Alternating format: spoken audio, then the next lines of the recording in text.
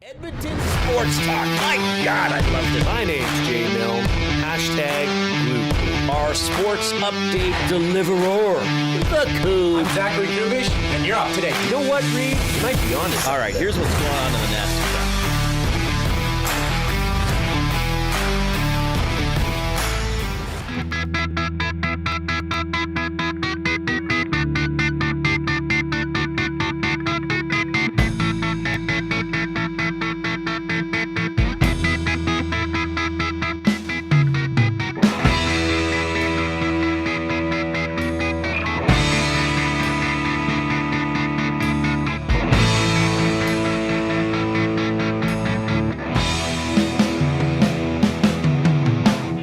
This show is going to be exactly like a Penn and Teller performance, except with less magic and more talking.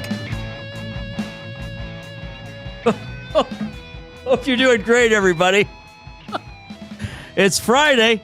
I'm in a great mood. Well, maybe an odd mood, but we are going to take you to 6 o'clock. Into the weekend we go. I noticed on the CFL on TSN, which, by the way, one of the play-by-play guys from that program is going to join us a little bit later on. They were calling it maybe it's the CFL. They're calling it Canada Day weekend, even though there are no games on Canada Day, and there kind of isn't a Canada Day. Are people taking Monday off? Is that what's happening?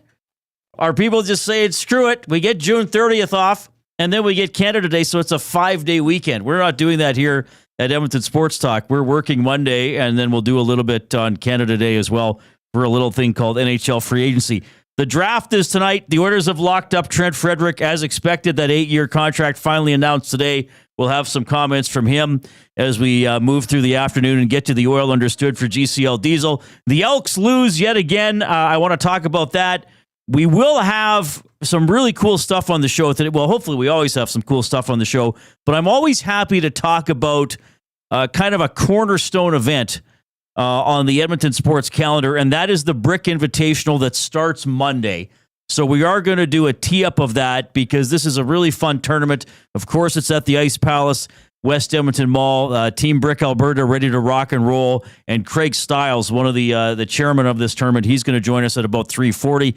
Tom Gazzola will hop on today as well. Dustin Nielsen's on the road calling CFL games. He's going to join me at about 5.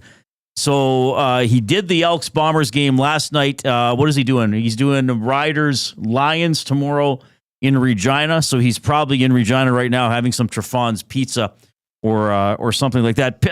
I mentioned Penn and Teller off the top of the show. Does anybody watch the Penn and Teller Fool Us?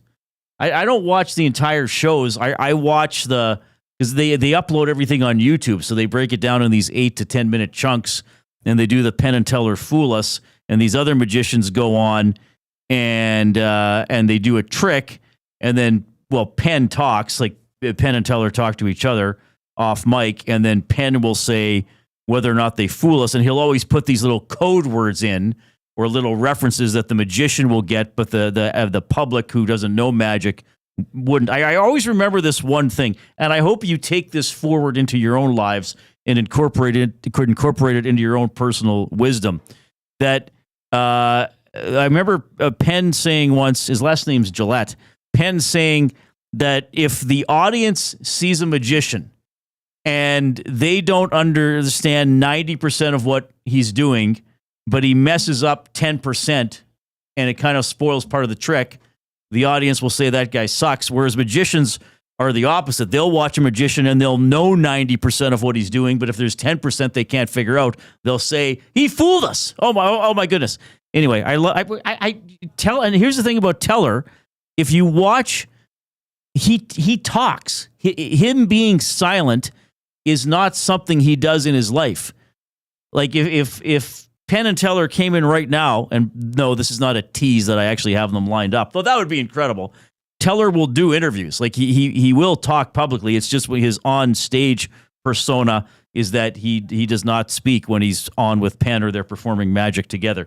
Anyway, that's a bit of one of many tangents that I'm sure I will go on throughout the course of the program. Oh, hey, if you're new My name is Reid Wilkins. How are you doing? It is the Reid Wilkins Show with Jason Milne. Jason Milne is off today and all of next week, so I'll be flying solo and bringing you a lot of special guests. Well, not entirely solo, because my good friend and colleague Zachary Kubish is along for the ride as well. One of his many nicknames is the Koob. Koob, how are you doing? Oh, I'm doing great. Busy day. You could ask for nothing more working in sports media, having this much news on such a big day, draft. Well, I think you CFL could, week 4 trust me, you could ask for quite a bit more, and you might be able to get it under certain circumstances. I was listening to you on EST Afternoons with Hernan Salas and Joaquin Gage. What's that thing they do with you, the Red Koob District? Fool the Koob, and what's it actually Koob's called? A Rube. Zach to the Future. Zach to the Future. Playoff. You had a question in which the answer was The Reflex by Duran Duran. I consider that a very famous song. Obviously, you wouldn't have that experience because it came out, oh my God. 83. 30 years before you were born? No, 20 years before you were born. Approximately. 20, yes. 20 years before you were born. So you couldn't be expected to necessarily know that song. No. Here's a fun fact. I've probably mentioned this at some point. I would think most people who are even semi-regular listeners of mine, even going back to my days on 630 Ched. By the way, try finding 630 Ched on the dial now.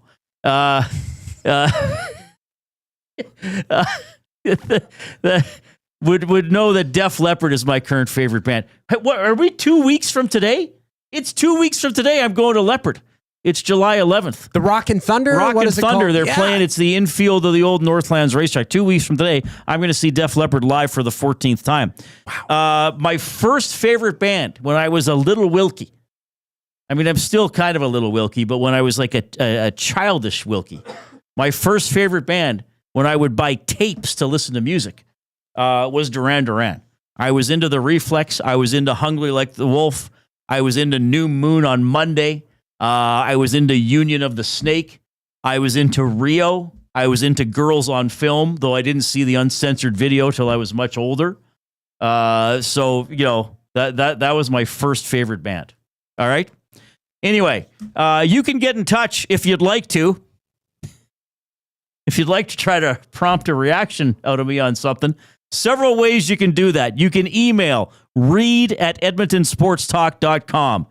REID at edmontonsportstalk.com. You can post in the Nasty Chat. That is the good old chat stream that's going on YouTube. Again, if you're new to the program, it's not a nasty place to be generally. You don't have to go in there and be nasty. It's called the Nasty Chat. And if you're taking us in on YouTube, two things. If you have not already subscribed to Edmonton Sports Talk, please do so. Now, a lot of people have, because we are approaching 13,000 subscribers, which is pretty cool. But if you haven't subscribed or you want to introduce some new people to Edmonton Sports Talk, let them know that they can do that. And of course, give us a like, click that thumbs up button if you're in on YouTube, and let's see what we can get to today. We are still going to do the word or words of the day, even though Jay is gone. Zachary Kubish is, I believe right now, he's in the process of preparing the words. Okay, so he's gone out into the he's gone out to the word forest. He's picked the words. He's now washing them and pruning them and preparing them for presentation, and he'll give me those around 5:45 today. Right? You know That what is else? correct. You know what It's we a have long to process. start. You know what else we have to start? Maybe we should wait till Jay's back. We could start it next week. Yeah. We got to do Name the Animal. Name the animal. We have to do Name the Animal. Yes, I'm totally ripping that off from my previous show. Yeah. But as far as I know, Chorus Entertainment or whatever they're called, I don't think they can make any intellectual property claims to the ideas that I had there. Especially because we never made any money off it. It wasn't a sponsored segment. Now, maybe here we will. Maybe we'll get Rufus's Animal Farm. the zoo to sponsor, or maybe a taxidermist to sponsor it. You know, it's Name the Animal, presented by Leo's Taxidermy. What's the saying? You snuff them, we stuff them. That's always the phrase. That's a good saying. Is that the taxidermist? cousin? The person who owns that is a cousin to the bookbinder. No. I relation? think they're all related. Yeah, any probably. sort of binding or stuffing, that's all one family, Coop. Yeah. It's all one historical family. Yeah. Going back to ancient Mesopotamia. All right, so maybe we'll do Name the Animal next week. Maybe that's a good way for us to warm up like to warm up the segment for Jay. We'll almost do like an exhibition schedule of Name the Animal and then have it for Jay. Caster 1990 in the Nasty Chest says, "Oh God, no naming the animal, Reid. The Billy Goat scream always sent shivers down my spine on my drive home." Yeah, sometimes we would play that before. I don't know if we're going to do that. I don't know if we're going to do that or not. Okay. Big Uke says 10 minutes in and we are already off the rails. Well, I don't consider the show off the rails at all. I feel perfectly under control. And you can also text us. Now, are you watching the text today, Coop? Because as you know me, it's hard for me to keep an eye on everything, especially since I don't have a fully functioning left eye yet. I was going to mention, yeah. Yeah, no, I got my... so you'll keep an eye on the texts. Yeah. Hopefully we get some interesting submissions there that we can read. I'm sure we have a lot of upset people about the Trent Frederic contract and other things that the Oilers are or are not doing. 780-218-9999 is the afternoon inbox presented by River Cree Resort and Casino, home of Tap 25 restaurant, where the entire menu is 50% off 7 days a week. That is from 2 to 5 p.m. Did I cover every way people can get in touch? Nasty chat, email, text. A messenger pigeon? We're covered. Is that messenger pigeon? ICQ, is that the thing people used to use? The little pop-up chat? AOL? That's the only one I know. Sure. Maybe that, yeah. Sure. Give us a DM. No. Yeah, why not? You know what? Speaking of this, I wasn't planning to. You know what is super annoying besides this show without Jay? Is so you got to go deal with something online, right? And back in my day, you would call somebody, right?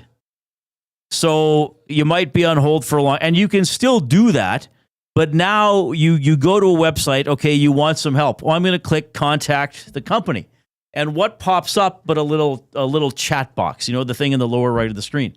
And it says, "Oh, hey, I'm Aardvark Dan, your personal assistant. What can I help you with today?" And you're like, "Oh, hey, there's something wrong with my bill." And then it'll be like, "Oh, so you'd like to know more about a new roof?" "No, Aardvark Dan, I need some help with paying my bill."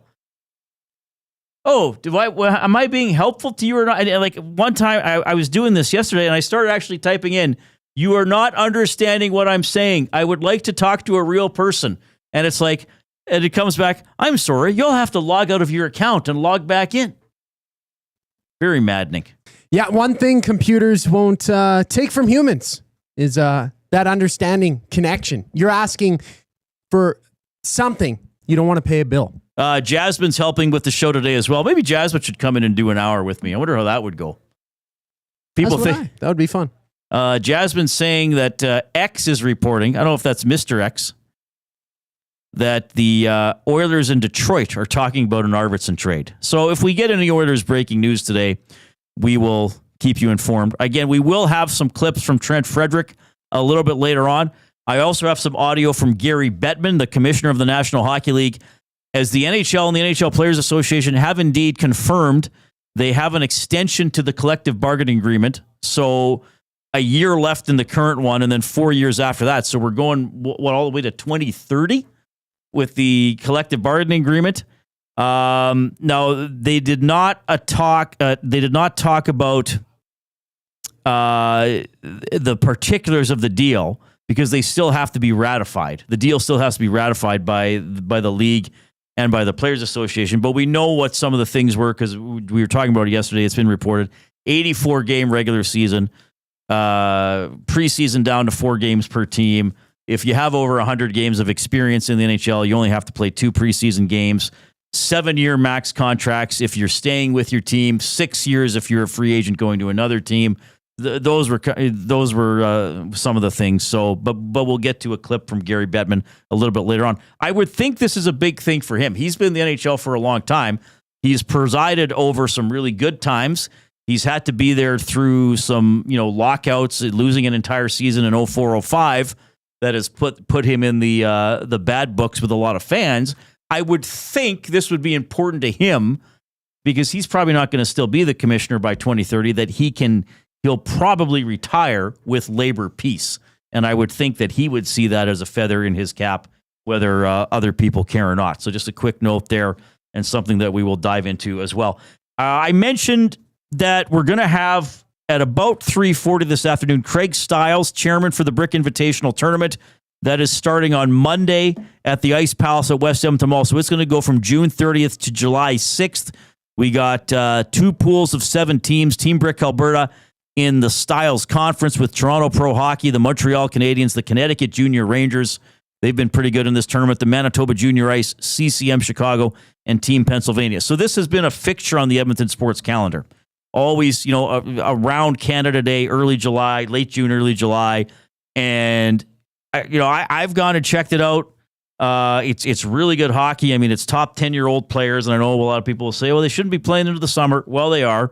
And a pretty good roster of players from this tournament who have gone on to play in the NHL. And I mean, it's really cool because if you're in the mall, I mean, you don't have to buy tickets. You can just wander up and watch some hockey. But it is kind of a great tradition, a great sporting tradition in the city of Edmonton. And that is going to drive me into the off-topic topic presented by William Huff. Since 1952, William Huff has provided industry-leading advertising solutions for thousands of valued clients. Their unparalleled customer service, combined with decades of industry expertise and a desire to make every job the very best can be, is what they call the William Huff Advantage. Visit their website at williamhuff.com or give them a shout, 780-454-4536. I would like to hear from you. What is your favorite local tournament when it comes to sports? So along the lines of the Brick Invitational. If you write in and say the Stanley Cup playoffs, that doesn't count.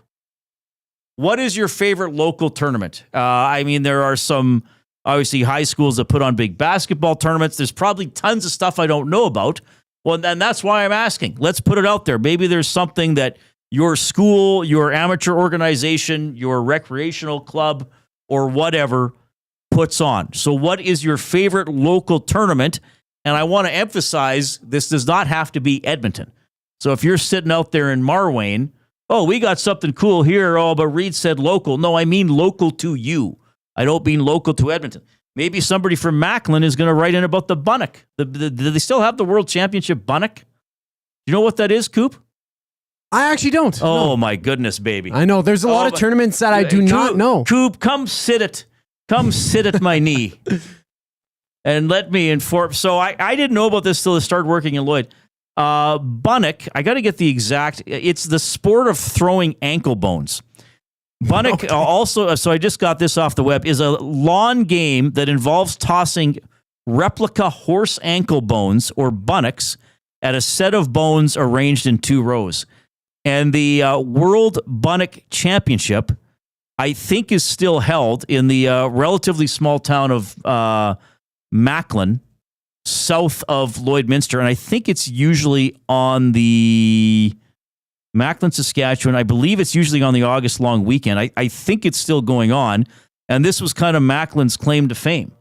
And they'd have teams from around the world. And so the 2 teams throw, and I think you try to knock down the other team's bones. That's how it works. It's the World Bunnock Championship. They have a phone number. We should try to get somebody on from this. Oh, I'm sorry, I didn't know about it. Okay, you got to throw me a bone so here, they just had a post from June 24th. That's 3 days ago. It is sold out. They now have a waiting list. If a team needs to cancel the entry, they must sell their team to the first contacted name from this list, and you can call the Macklin Town Office for the 2025 World Bunnock Championship. I am going to guess, Coob. I'm going to make an educated guess, and I realize this show only has about 14 listeners, but I'm going to guess that somebody in the audience right now has participated in the World Bunnock Championship in Macklin. It's quite the claim. I just think odds are somebody's gone out there and played, or, in the past. I didn't even hear your throw me a bone joke, Coob. I'm sorry. People are complimenting you. That's okay. As you know, I tend to not pick up on about half the things you say. As most people do, yeah. Just ask my parents. That's fine. So anyway, you can also tell me if you've played in the World Bunnock Championship in Macklin. But the off-topic topic, what is your favorite local tournament? Well, one for me actually comes to mind, and it's one held by Edmonton Sports Talk. Next week, we will be having, or the following week, actually, July 8th on the Tuesday, we will be having the EST Golf Classic. That is your favorite local tournament. Okay. It's one that we also have a fun spiel. That is correct, I wonder if anybody will put that in. I wasn't even thinking of that. I was thinking we'll get probably more high school amateur type stuff, but that's a perfect example. And again, local, I mean, tell me something happened in your town, your community, wherever you grew up or wherever you are now. We know we have a lot of audience members from outside of Edmonton, so that's really cool. That'll be our off-topic topic for William Huff. All right, so here's what's happening. We have a lot to get to. This is going to be an action-packed, fast-paced show, probably with more action than the new Jurassic Park movie, but less genetic manipulation. We're going to do Jay's Play of the Day, even though Jay isn't here, for Play Alberta. I'm going to give some of my thoughts on another loss for the Edmonton Elks. We're going to tee up the Brick Invitational. We're going to have the oil understood for GCL Diesel. You'll hear from Trent Frederic. Two of my wonderful colleagues will be on the show. Tom Gazzola and Dustin Nielsen will both join us. 10 years, it's the draft tonight. 10 years since McDavid was drafted. I have an interesting angle to look back on that draft. That's coming up a little bit later on as well. It's great to have you tuning in. Reid flying solo without Jay today. Here comes the Coob with a sports update.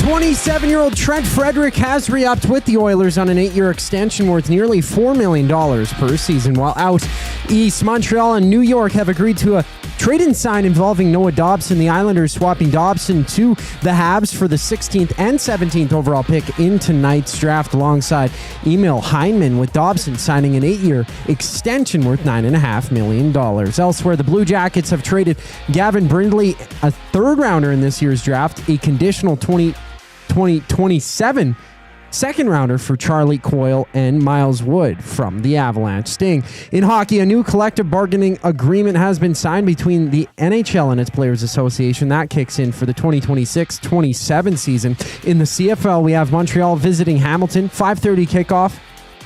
Elsewhere, the Jays are in action facing the Red Sox. Jose Barrios gets the ball. Action starts just after 5. This sports update is brought to you by Windsor Plywood Leduc. Locally owned and operated since 1993. They're more than just plywood. They offer everything from doors and flooring to decking, fencing, and custom millwork. Windsor Plywood Leduc. They're the experts you need to know. More with Reid Wilkins on the other side of the break. I'm Zachary Kubish, and you're up to date. Two guys and a goalie. One that stood out for me as well is, I'll just say, this pisses me off. Establishment of a full-time emergency backup goalie, or EBUG, position within organizations. And the reason it ticks me off is because I love the story. I love the story of the Golden Bear player coming up with the green and gold pads on and the green and gold helmet sitting on the bench. Two guys and a goalie, presented by GS Construction. Tuesday and Thursday afternoons at noon, only on Edmonton Sports Talk, your clear choice for Edmonton sports. Fridays just got a whole lot more fun. Spin the wheel at the banquet for your shot to win big and save on your bill. Spin, win, save. It's that easy. Details at thebanquetbar.com. The Banquet. Get real. Play hard. GCL Diesel has been serving oil country since 1972. From diesel cars to SUVs to pickups. From farm tractors to school buses to a big rig. From diesel generators to forklifts, GCL can test, troubleshoot, and repair all diesel fuel system components. Whether it's injectors, pumps, turbos, filters, or additive, GCL has the parts you need to keep your diesel running the way it should. For genuine diesel parts at wholesale prices, visit GCL Diesel in the West End or online at GCLDiesel.com. GCL Diesel. Diesel understood. Summer in Edmonton means 3 things: warm weather, long nights, and plenty of sports. From the lake to the links, you can boost your summer fun with hundreds of casino games, live betting on your favorite sports teams, and access to popular lotteries. All in one app, anywhere in the province. Download the Play Alberta app today and deposit $20 or more with promo code YAG50 to claim a $50 free bet. That's promo code YAG50 for a $50 free bet on us. Redeemable once per Play Alberta account. Remember, if you gamble, please use your game sense. Hey Edmonton, ready to take advantage of lower rates and better pricing? South Fort Chevrolet in Fort Saskatchewan has you covered. From rugged trucks to sleek SUVs. And with over 40 years in business, you can trust that you're getting the best deal on your new ride. As the proud title sponsor of the Nielsen Show, EST listeners can drive a little to save a lot with South Fort Chevrolet's transparent pricing and down-to-earth sales team. Visit us today in Fort Saskatchewan or online at southfortchev.com. Here's to the beautiful lakes and stunning landscapes Canada has to offer. And for the kayak, camping gear, and summer toys you use to enjoy them? Need extra space? Sentinel Storage. Try 4 weeks free. Visit sentinelstorage.ca. Happy Canada Day.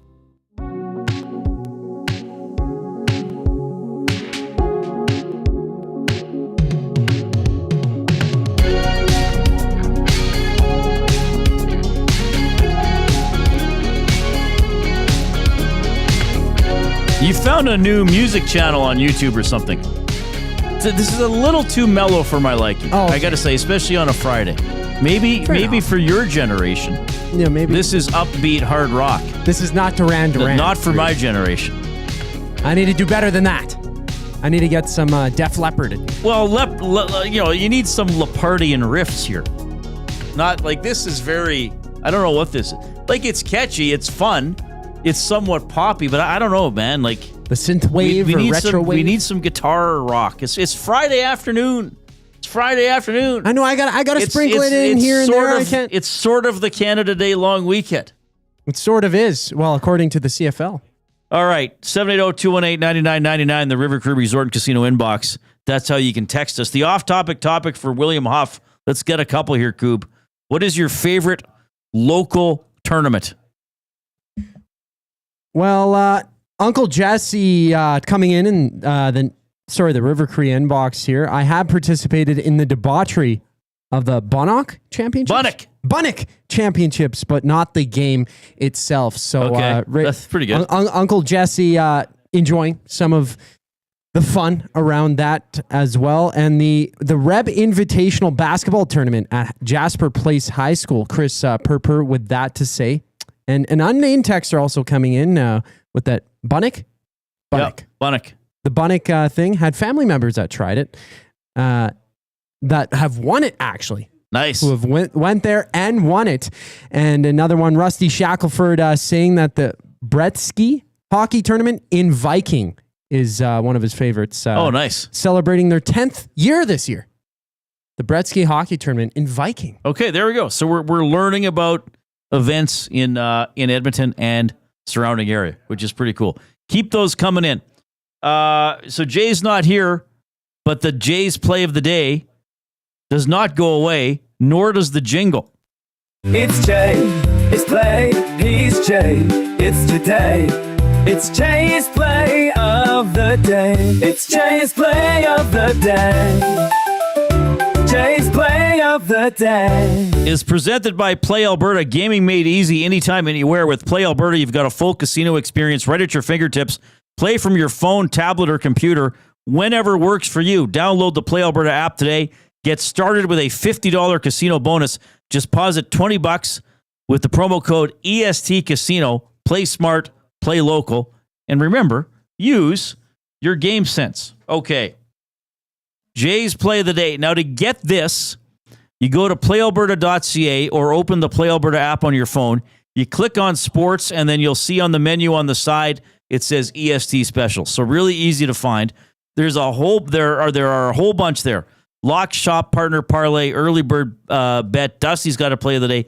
Jay's play of the day is related to tomorrow's game in the Canadian Football League between BC and Saskatchewan. The Lions to win the game over the Riders. Now, Rourke is a game time decision and Harris is out. Right, Coob? That's the latest that I heard. So that should be, so Jake Mayer is going to play quarterback for the Riders and then maybe Rourke for the Lions. So you got Keon Hatcher and Justin McInnes, two receivers, both with 4 or more catches. And like I said, you got the Lions to win. Okay? So that now which odds do I do? I do the 3.5 to 1. You do the Euro odds, I believe that. Well, is. I got American a bit of a odds European flair to me. Yeah, you do. You know, like I think I could walk down the streets of Slovakia and fit right in. Yeah. I hear they wear Speedos too. So three kids these days, say everybody. I got it at 3.5 to 1. Okay. Lions to win, Keon Hatcher and Justin McInnes, 4+ catches each. That's the Jays play of the day. I don't have it set up with the plus and the minus. Somebody will have to tell me what it is. 3.5 to 1. Those are pretty good odds. 3.5 to 1. Yeah, for 4 catches from a couple of receivers. Yeah, a couple things have to happen there, but they're both good. If Rourke plays, he's going to be distributing the ball. So that is Jay's play of the day, presented by Play Alberta. It's Jay, it's play, he's Jay, it's today. It's Jay's play of the day. It's Jay's play of the day.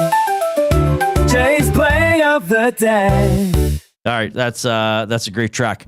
All right, and Dustin Nielsen, by the way, is going to be calling that BC-Saskatchewan game, and he's going to join me at around 5 o'clock this afternoon. Dustin called last night's game between your Edmonton Elks and the Winnipeg Blue Bombers, and the Elks lost again.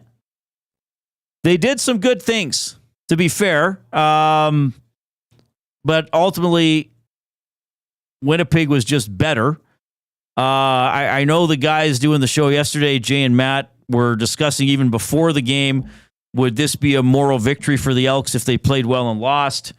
I'm not a big believer in moral victories when you have no actual victories.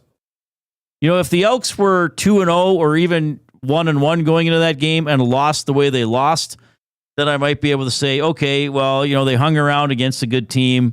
They have some other wins and they'll beat some other teams. But here's where I'm at with the Edmonton Elks. And I get it. I've been accused by some of my colleagues, quite frankly, and even some of you, as being overly negative about the Elks. I've even had some people say to me, Reid, why do you criticize the Oilers like the way you criticize the Elks? Well, I'm going to tell you a little secret here, everybody. The Edmonton Elks haven't been to 2 straight Grey Cup championships. Say what you want about the Edmonton Oilers. They're at a peak in their franchise. They're trying to win the Stanley Cup. The Edmonton Elks are trying to claw out of the basement. Okay? And I've seen this movie before with the team, basically since 2021. They don't win early in the season. They get in a hole. They might do a few things to tease you, but it's ultimately not enough. And then they change people at key positions and they try to build from there. And it hasn't worked. And I think eventually, to be fair, it will work. I know there's a lot of optimism and belief and support in the community for Chris Morris as the president, for Ed Hervey as the general manager, for Mark Killam as the head coach, and even for Larry Thompson now as a private owner, with which the Elks have never had before. But I can't give you a moral victory when you have no actual victories. And that's what that is what it's about. You know, if you're actually won some actual games and then you maybe do some good things and aren't able to get it done, I might give you credit for a moral victory. But this team needs to get in the actual win column. And while they were able to tease us yesterday, they ultimately didn't do it. Now, they were beaten by a better team. The Winnipeg Blue Bombers are the standard. They've been to 5 consecutive Grey Cups. I know they haven't won it every year. I know people in Winnipeg tune into this show, and there have been some crushing losses along the way. But that's the standard, certainly in the West Division. And the Elks used to be that standard. I mean, I can remember watching games with Ricky Ray and Mike Riley, and you can go back as far as you want. But if you want to talk about guys that played this century, games where the Elks were in the Winnipeg role yesterday. They got the lead. Maybe the other team fought hard, but the Elks were just better. So credit to Winnipeg, but the Elks, in my mind, and here's what I often say about teams. There are 2 ways to win games. Number 1, make more plays than the other team. Number 2, make fewer mistakes than the other team. The Blue Bombers did both. They had a couple electrifying long bomb touchdown passes. If you're a supporter of the Elks, you're saying the DB's got to turn around and swat the ball away or make a play. If you're the Bombers, you're saying Kolaros knew exactly where he was putting the ball, and they got great receivers, and they made those catches, and they got touchdowns. So, and then the Elks didn't make a bunch of big plays like that. And then you look at some of the mistakes. Okay, now, Winnipeg wasn't perfect. Winnipeg made mistakes. They fumbled a punt. They blew a coverage that gave the Elks a long touchdown. They weren't perfect, but after that, the punt fumble, the Elks gave it right back to them when Rankin fumbled. Trey Ford, who I thought had a decent game, scrambled, got away from coverage, threw to Julian Grant in the end zone. He flat out misses the ball, goes off his helmet. It's incomplete. Those are big mistakes. 2 roughing the passer penalties on the Elks that helped Winnipeg extend drives. Those are mistakes. And I get the comments, because I was talking about this with a couple colleagues today, that those are not flagrant roughing the passer penalties. Those, and you know what, I would agree with that. I think the spirit of the rule and the discussion about blows to the quarterback's head were not meant to guard against those types of relatively light taps to the helmet. But having said that, the rule says don't touch the quarterback's head. Just don't do it. Don't put your hands up there. Don't put yourself in a position where you might follow through and hit the helmet. So those were mistakes. Those were avoidable mistakes. And Winnipeg made some, but they didn't make as many. And then they made more clutch, electrifying, momentum-swinging plays, especially in the second quarter. Yes, I give the Elks credit for the third quarter, even for the first quarter. They were, I guess the first quarter was basically even. The Elks were up 7-6. Winnipeg missed their convert. And yes, it wasn't looking great at halftime, but the Elks fought back to tie it. But in the fourth quarter, I don't know about you, I didn't have a lot of doubt that Winnipeg was going to just find a way to do it. And what is a phrase that I often use? I often say, figure it out. Every game takes on its own personality. Every game has its own unique problems. And I don't necessarily judge greatness in sports by the teams or the athletes who can go out there and blow away their opponent. Yeah, I mean, that sometimes happens if you're really good and there's a discrepancy between the best and the worst in a league or in a competition. Sure, that might be one indicator. But my best indicator of greatness is how often can you be challenged? How often can you be in a difficult situation and still win? And the Bombers were in a difficult situation last night. Edmonton fought. Edmonton came back from a deficit and tied it up. Edmonton made more plays in the third quarter. Fourth quarter, all Winnipeg. Like it was a wipeout in the fourth quarter. So what do I always say? Figure it out. What did Mark Killam, the coach of the Elks, say after the game? We got to figure out how to win games in the final 5 minutes. That's the difference between our football team and theirs. They're a group that's been there before, and we have to look at ourselves in the mirror and get better at what we can do better in that last 5. We got to figure out how to win games in the final 5 minutes. We got to figure out how to win games in the final 5 minutes or in the fourth quarter or whenever it is. Now, hopefully the Elks are taking steps in this direction. I know it's a new regime. Perhaps I'm being a little bit impatient. Well, sorry if I am. But there haven't been a lot of wins in June and July lately. And thus that's affected how you feel and go through the entire season. Winnipeg's better. Winnipeg's at, they're still one of the best teams in the league. They continue to perform year after year. They don't make excuses, and I'm not saying the Elks do, but they don't make excuses. They go out there, they execute, they bring in players, they keep good players. That is what the Elks are trying to build. But the Elks aren't there yet. And when I watch the first 3 games of this season, I still think that in my mind, they are frustratingly far away. I really do feel that way. I get some of the assumptions. Well, they're going to play Ottawa next, and Ottawa's not that good, and they'll probably beat Ottawa. I don't feel that way at all. I still look at the Elks, and I see a team. They will not figure it out. They will find a way to be the team on the losing end. Okay? And I'm not saying that to be mean-spirited or mean or try to get clicks or people to listen or to piss people off. I see that based on the evidence that I've seen. And I've seen it for too many years, and I saw it again last night. We'll talk more about this a little bit later on. Much more happier subject next. We'll dive into the Brick Invitational with Craig Stiles.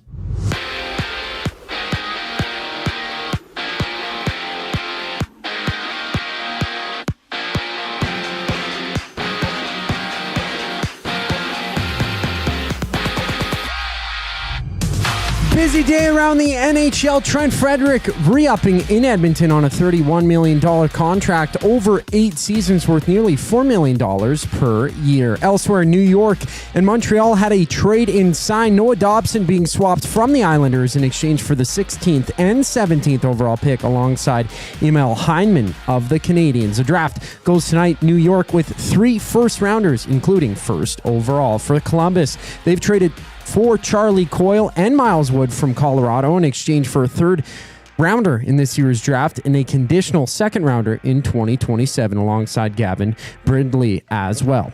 On the field, the Owls and Ticats scrap at 5:30. Former Elks quarterback McLeod Bethel-Thompson starts for Montreal. And baseball has tons of action. Toronto and Boston opened up a 3-game series. Jays naming Jose Barrios the starter today. This sports update is brought to you by Find Edmonton. Find takes your unused furniture and home goods to help those moving out of homelessness. Get donations picked up or drop them off free of charge. Visit findedmonton.com or call them at 780-988-1717. The Reid Wilkins Show continues on the other side of the break. I'm Zachary Kubish, and you're up to date. The oil stream. When COVID hit and the cap got frozen, who got squeezed out? The middle guys. Yep. This situation and the NMCs are a product of what happened in COVID and guys trying to ensure they're staying in the National Hockey League. Being able to stick in the National Hockey League and have that guarantee that he ain't going anywhere. And then if he's not good enough anymore, still getting paid. The oil stream presented by Boston Pizza. Monday, Wednesday, and Friday afternoons at noon. Only on Edmonton Sports Talk. Your clear choice for Edmonton sports. Gallo LLP is an Alberta-based accounting firm with expert chartered professional accountants in both our Edmonton and Sherwood Park accounting firms. Our experienced and innovative accountants provide financial advice that saves our clients money. Simply put, we help our clients protect their assets and grow their businesses. At Gallo LLP, they go beyond the numbers to ensure the continued success of your business. Reach out to Preet or John to discuss how they can help your business grow. Visit gallollp.ca today and see how they can help you take your business to the next level. Do you have pets? Horses, chickens? Did the place you used to get your feed recently close down? Have no fear. Clover Bar Feeds is here. Whether it's dogs, cats, horses, or chickens, Clover Bar Feeds has you covered. Offering a large variety of food and feed, you can trust the experts at Clover Bar Feeds. They've been family owned and operated for over 60 years. This means you can expect nothing less than top-notch service and selection. Come visit them at 200 Portage Close in Sherwood Park or visit them online at cloverbarfeeds.com. Everyone knows when you need a truck now, you call Dawn. That's right. You call us, Frontier Cartage, when you need driver coverage or have a truck that's down. You call Dawn from Frontier Cartage. When you've got way more freight to move than you thought. You call Dawn from Frontier Cartage. When you need a truck that's available and ready to start anytime you need. You call Dawn at Frontier Cartage, 587-222-5826. 587-222-5826. Looking for quality building materials and friendly advice? Visit us at Windsor Plywood Leduc, family owned and locally run since 1993. From interior materials for doors, flooring, baseboards, and all the finishing touches to all you need for your outdoor projects like cedar lumber for decks and fences, plus all the plywood you'd need. Our full-time on-staff carpenter can help with anything odd-sized or custom, and from domestic hardwoods to exotic selections, we've got you covered. And if we don't have it, we'll track it down for you. Windsor Plywood Leduc. We're the experts you need to know.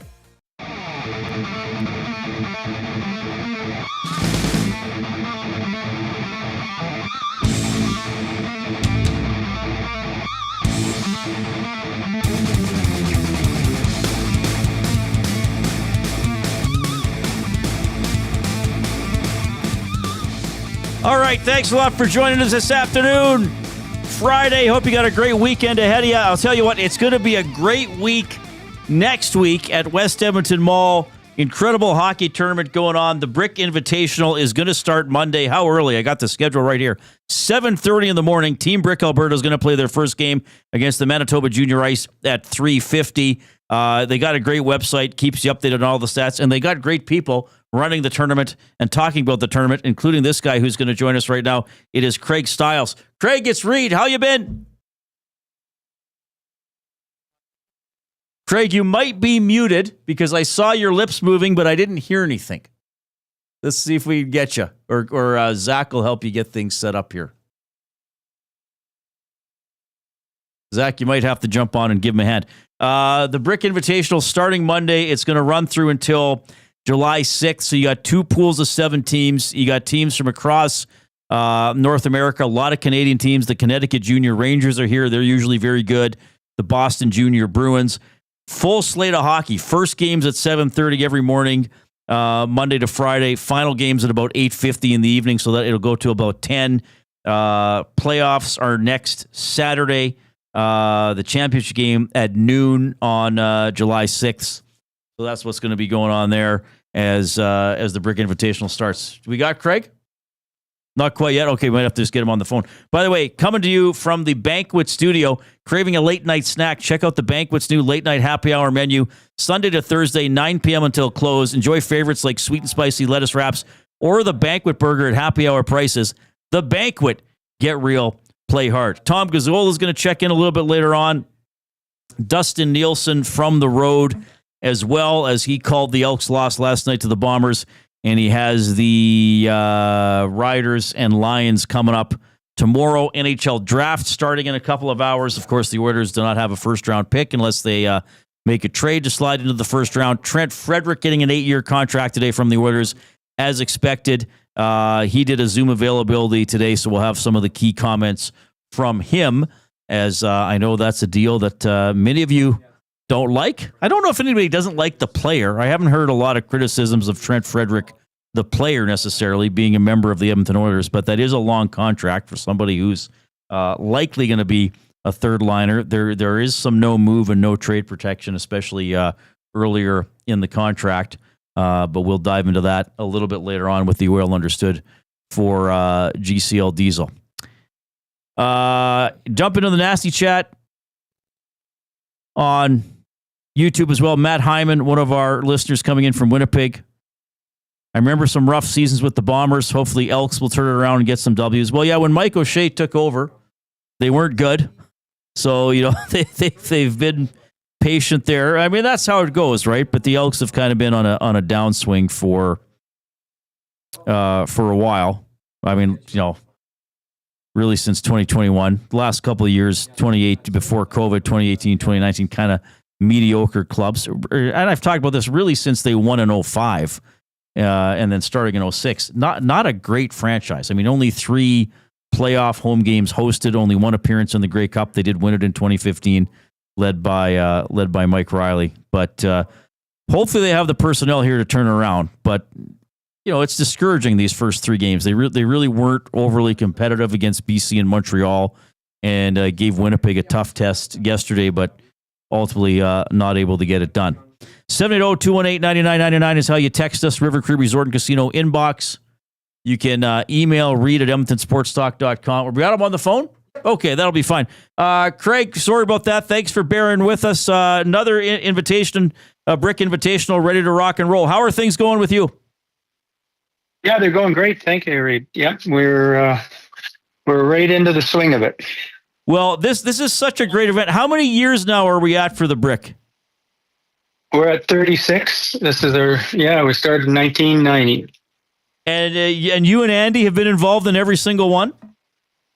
We have, yeah. In March of 1990, Bill came to me and said, I want to get a tournament that Mike would have an opportunity to kind of showcase his skills, because he's only 10, but you don't want to wait 2 years to go to the Quebec TV tournament and see how he does against other competitions. So let's bring them here to Edmonton. And at that time, what was your reaction? Where you're like, how are we going to pull this off? How are we going to find the teams to play? Like, take us back to those planting the seed days of the Brick Invitational. Yeah, it was kind of interesting, because I said, I think that's a great idea. And we talked about it a little bit more, and I said, okay. And I'm thinking, well, okay, I'll this was in March. So I thought, well, we'll let the kids finish their spring hockey, and then I'll contact them in September and we'll get something going for next year. And then in this, just almost the same breath, Bill says, and I want to hold it this summer. So I just about, I was only, I think I was 36 at the time, and I thought I was having heart palpitations. And So I went about talking to some people in the city at the higher end of novice. It was called novice at that time, and we went to all the Tier 1 novice and asked them to send 3 of their best players for a tryout. We put together a coaching staff with myself and Bill, and Andy was the manager, and we put together that team. In the meantime, I made some phone calls to teams that some person had said, well, we played a team in Kamloops and they were pretty good. And then so I phoned Kamloops and got that team. And well, we played one in Vancouver and I got a Vancouver team. And someone said, well, my brother-in-law has got a team in Montreal. So talked to them, but they didn't have a good team, but they knew a good team. And so I got Montreal and Los Angeles and Toronto and Vancouver, Red Deer and Calgary, and Kamloops. So we had 8 teams. We played the round robin of 3 games each, and then a semifinal and a final. Now, what about the venue? I can't remember. Was it at West Ed, at the Ice Palace right from the beginning? Tell us about that. Yeah, right at the beginning, we discussed it, and I said that I had a pretty strong relationship with the Grimesians because they negotiated our lease for the brick.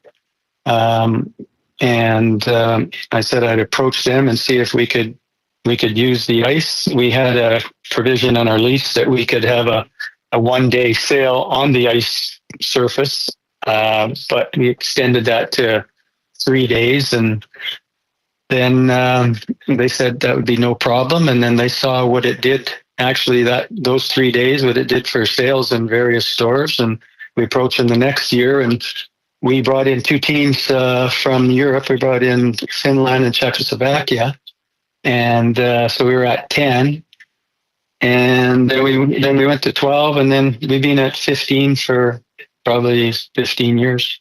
Okay, or 14 for 15 years. Yeah, and I was reading the roster of teams, and I guess ever since, I would always I wasn't able to come today, but I've often come to the launch news conference, and so I've got to know the tournament a lot better since I've been a host here in the city, and I know there's a lot. Like I know that Connecticut team is usually in it, a Toronto team, Minnesota. Like, is the roster pretty set, or teams knocking on the door saying, "Hey, if some team drops out, we want to come"? How do you work with that? Yeah, that's true. We have teams actually internationally. We have teams like Korea and China, Japan, but in North America, there are teams. The Maritimes would always like to field a team, but we've done that before, and it's just there's 5 or 6 really, really good players, and then they're supported by other players that just aren't at the same level. And at this tournament, if you don't have a full roster and a couple of so-called real stars, all-stars, you're not going to fare that well in it. So we've been lucky enough to groom these 14 teams into knowing what it takes to be competitive. Not everybody's going to win. Everybody understands that, but the quality within the 14-team roster is very strong for 12 out of 14 teams. So there's always things that we try to do because the organizations are so special to us. We've become friends. We've become like a family of all these teams. And if we can support them with better players, then we try to do that. Craig Stiles, one of the chairman of the Brick Invitational Hockey Tournament, joining this afternoon on the Reid Wilkins Show. So it all starts Monday, Ice Palace, West Edmonton Mall. And the fun thing about this, right, is that you don't sell tickets. Come watch a game, right? I mean, I still think that's an incredible community, almost grassroots love of the game thing that people can just go sit there for half an hour or 8 hours and watch some pretty cool hockey. Yeah. And, the thing I think that sets us apart from most tournaments is that we're not doing this to make a profit. We have some incredible sponsors. So financially, we can always put on the best show possible. We don't, the first program we did, I think it was 120 pages, and I thought we could get $5 a program if we sold them. And then I realized there wasn't very much substance in it that first year, but there was a roster of 8 teams and then 110 pages of advertising. Nobody wanted to pay $5 for it. So I think my daughter sold about 5 programs and we gave them away. So we've been giving them away ever since. Okay. I don't know if you have the number off the top of your head, but how many youngsters who have played in this tournament over the years have then gone on to play in the National Hockey League? Do you know what we're at now? We're at 422. Wow. Yeah. Okay. Yeah, and that'll change. That'll change very shortly after tonight's draft. I think we're saying that it'll be like 450 kids probably in the NHL by the end of next year. We've had over 750 drafted by the NHL. We actually have, I should mention it now, is Hall of Fame sports writer Terry Jones approached me in November and said, this tournament is really something, and I'd like to author a book on the tournament. So I spent the last 7 months with Terry, and he's done an incredible job putting together history that we did not have at our fingertips. He and his expert finder of information, Jack, they have put together stats. We'll have a beautiful book ready for Christmas this year. It'll be close to 240 pages. It'll be all the history of the brick, the players, interviews, anecdotes by many of the NHLers, every type of statistic, how many games the kids have played in the NHL. I think Rich Winter told me that he did, just for his own interest's sake, what last year's total salaries had been, and I think it was from active players is close to $4 billion. Yeah.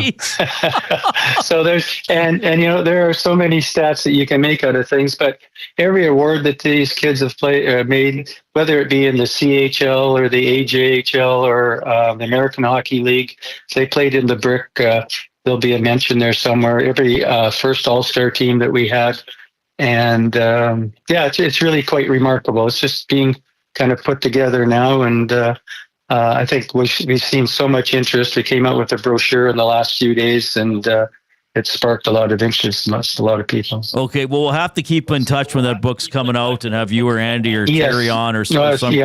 Yeah, that would be wonderful. And look, I know, and when I say Andy, if people don't know, I'm talking about Andy Wigston, and he was on my previous show quite a bit over the years too. And I know you guys don't want to make it about yourselves, but you two especially are synonymous with this tournament. But can you just touch on all the people power, probably mostly, if not all, volunteers that go into staging this event every year? Right. For so many years, it was really Andy, myself, and the CA accountant that worked for me, Dick Latham. And we then kind of brought in some volunteer people that would help with the volunteers. So Gene Loga was a fella, and then he brought his son in years later. I brought my daughter in, Lauren, and so she does the social media. Andy's had his kids work throughout the tournament, and Russell Loga and Sonny Seacon are fabulous young guys that are there for things that Andy and I have now kind of reached our due date in terms of technology. And as you can tell, I couldn't get this microphone to work, but it's a great group of people. Dion Dragic, she does our water park, which is a really special evening. If people don't know about that, there's a real letdown in this tournament. And right from day one, we said we've got to do something that would not leave everybody going home with a down look on their face. And so we put a water park party, a beach party at the water park. and hamburgers and hot dogs. And now we are pretty well exclusive Little Caesars Pizza. And we feed them and give them drink, and we put on 5 or 6 games. And they compete for prizes, and they leave, and they're happy. Well, Craig, this is awesome. I know it's a busy day for you, and I know next week's going to be incredibly busy, but I'm so grateful to have you on the show. Again, if for some reason people don't know the website, brickhockey.ca, or just Google Brick Invitational, the schedule is there. I mentioned Team Brick Alberta's first game is at 3:50 on Monday, but people can get the full schedule. And Team Brick Alberta, they have won it, right? But they're trying to get back to the top of the podium for the first time in a while. Yeah, a long time since they won 2009. So it's been quite a stretch. They lost in overtime when Landon DuPont was on the team. And quite honestly, Reid, when you have a player that caliber, or a player like we had with Pusateri last year for Detroit, it can swing.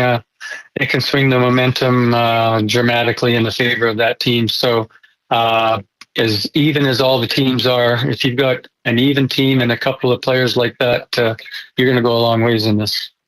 Okay.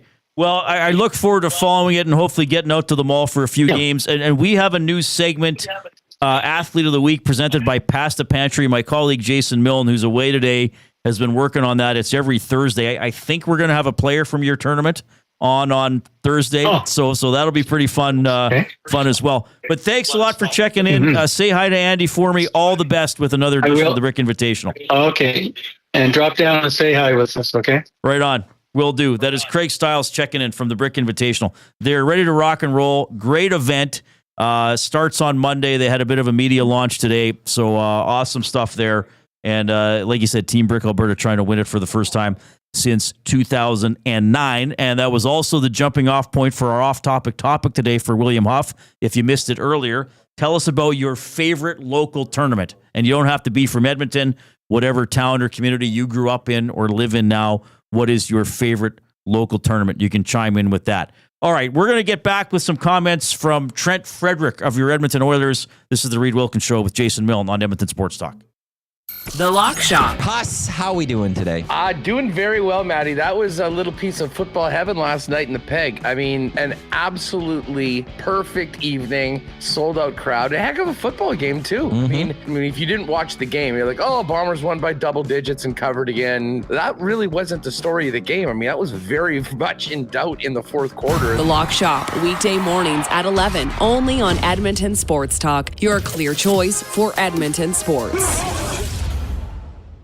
If you aren't wearing a Connect belt, what are you waiting for? A one-size-fits-all belt with a smooth, hole-free track system makes it adjustable for the perfect fit. With fully customizable options, you can choose your belt color, material, and buckle to suit your style. 100% Canadian-owned and operated, Connect belts are designed for work, everyday wear, and even a round of golf. Check out the large selection of men's and women's styles at www.knktbelts.com. Connect belts, the perfect fit every time. River Creek Resort and Casino and K97 proudly present Steve Earle and Reckless Kelly. Featuring small band and acoustic performances, Steve Earle and Reckless Kelly in the venue July 25th. Tickets at rivercreekresort.com. River Creek Resort and Casino. Excitement. Bet on it. Sunday through Thursday, 9 p.m. to close, head to the Banquet and dive into banquet burgers, sushi tacos, nachos, and more. Late night bites, big flavors, and epic deals. The Banquet. Get real. Play hard. You've heard the name, but what does it mean? For over 66 years, William Huff Advertising has supplied signage from screen printing to digital to LED with design, production, and install in-house. It's a one-stop shop for all your signage needs. Edmonton owned and operated, William Huff has been trusted by the biggest companies and teams in the City of Champions and many others across the country to do the job. If you're looking for a way to get the word out about your company or event, they are the answer. Go to www.williamhuff.com. Their results speak for themselves. Click, click, click. Not doing an update? Must you click?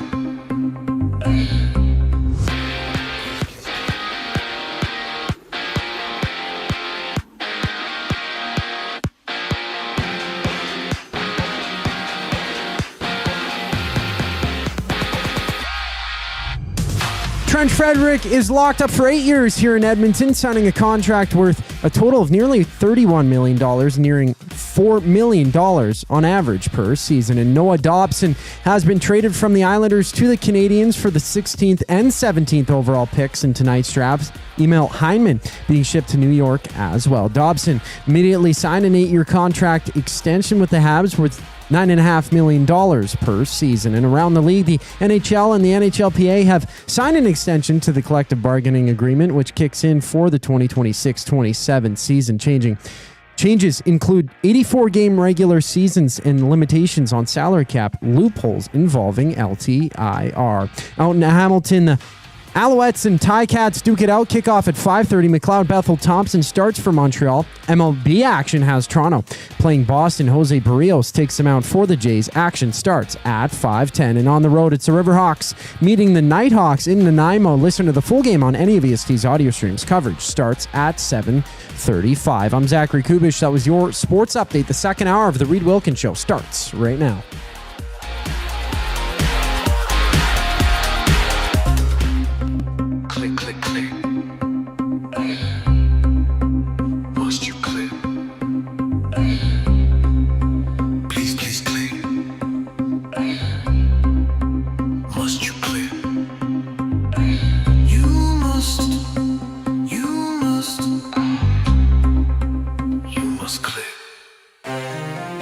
All right, yet another thumb click remix.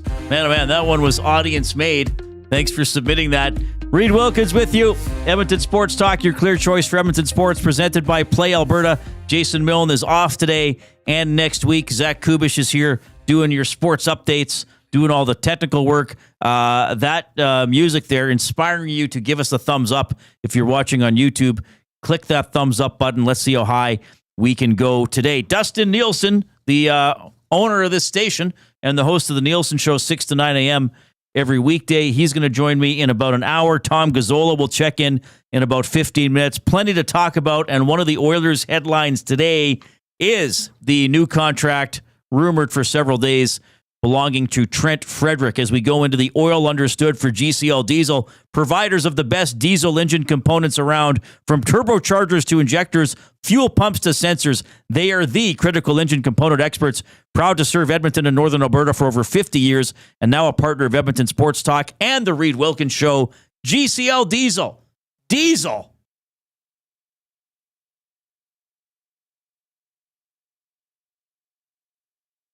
Understood. All right. So, Trent Frederic, 8-year contract, $3.85 million. And I know, to the chagrin of many of you, it does include the first 4 years, no move clause. Then once we kick in for year 5, which is going to be the 29-30 season, it'll have a modified no-trade clause. He'll have a 10-team trade list. So anyway, Frederic here, long-term with your Edmonton Oilers. He did a Zoom availability earlier today. He had this to say about getting that 8-year deal.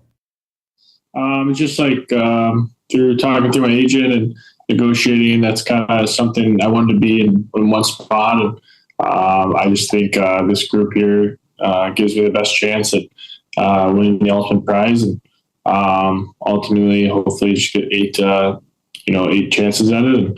And that's basically kind of my thought process and kind of how it all went through. All right. So Frederic, acquired at the deadline, only played 7 minutes or whatever it was in the playoff or in the regular season. In the playoffs, I don't think we saw the true Trent Frederic.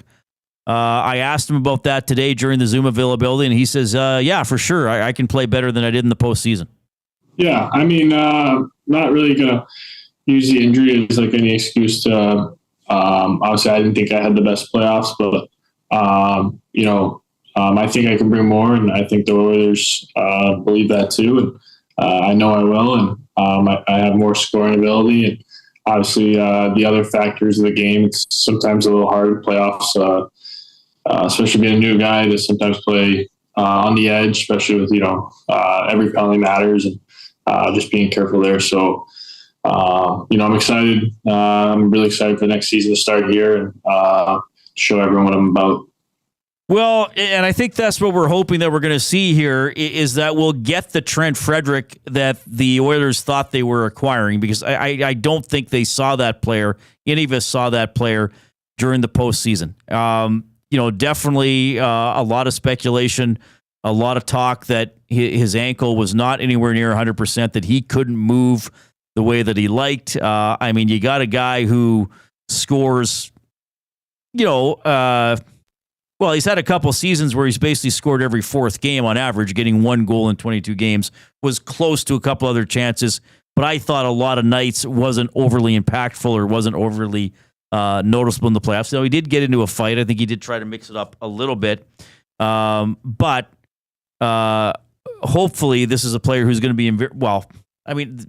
the Oilers manager was telling you that they think this player can be very important to the team for a long time.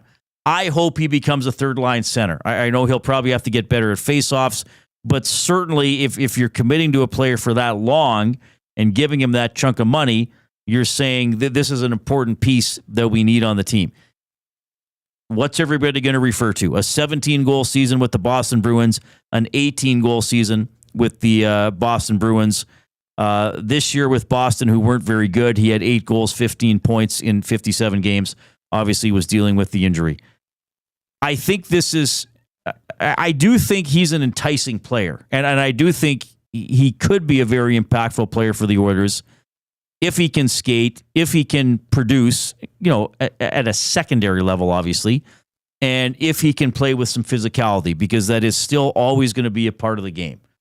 Certainly toughness, some fighting, I would think, along the way, and somebody who can play with energy and hit and forecheck. We saw what that meant to Florida throughout their playoff run and beating the Oilers in the Stanley Cup final. So I don't think this is a bad player getting a long contract. I think it's more of a depth player getting a long contract. That surprises me a little bit. The no trade stuff, and I know Tom and I talked a lot about this on the Oil Stream earlier today. The no trade stuff no longer surprises me. And I know many of you don't like it, but it doesn't really surprise me, because that is what is out there. Did Hernan not break down all the no trade clauses, no move clauses in the league? Not one by one. But yeah, he highlighted a lot some teams have more than the Oilers. There are a couple teams that only have 4 or 5. And there's some that have half of their team. Right. A lot of teams, like it or not, are sort of around 8, 9, 10 guys with no move or no trade. We've looked at other teams, and I'm not telling you to like it, and I'm not telling you to like all the ones that the Oilers have given out, but it is a reality. Now, not everybody can get it. You have to have the experience in the NHL to be an unrestricted free agent to qualify, to be able to get some sort of no move or no trade protection. So this is another sweetener for players who have the tenure in the National Hockey League. Look, when this broke last week, I was surprised a player like this was getting 8 years. But even if it were a shorter deal, I've come to the point where I'm expecting there's probably some sort of no move or no trade along the way. I get it. I get all of you who are going to say only stars should get it, or they shouldn't have it at all. Well, it's built in and players are getting it. It is interesting, and thanks, Jasmine, for posting in the chat. The NBA, the only players who have no trade clauses are apparently LeBron James and Bradley Beal. I don't know a lot about Bradley Beal, Coob. Do you? Do you know a lot about Bradley Beal in the NBA?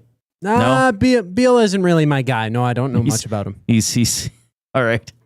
Anyway, different sports will have different things. But I think if Frederic is an aggressive, fast player who can chip in with some support offense, he's going to be pretty important to the team. 780-218-9999. Just some other things to tell you about here. And I have another Frederic clip coming up.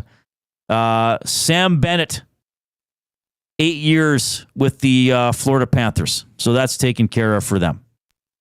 Is it 8 years, $8 million? I think I'm seeing reported here.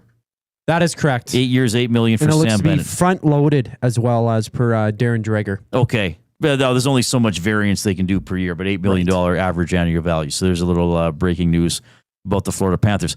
Also, Trent Frederic commenting why he wants to stay in Edmonton, why he's fine being here long term. immediately when I got there. Just the training staff, the equipment staff, workout guys, the chefs, and the whole team. It's like one big community. Everyone's a part of it. And just all great people, and it's people I enjoyed.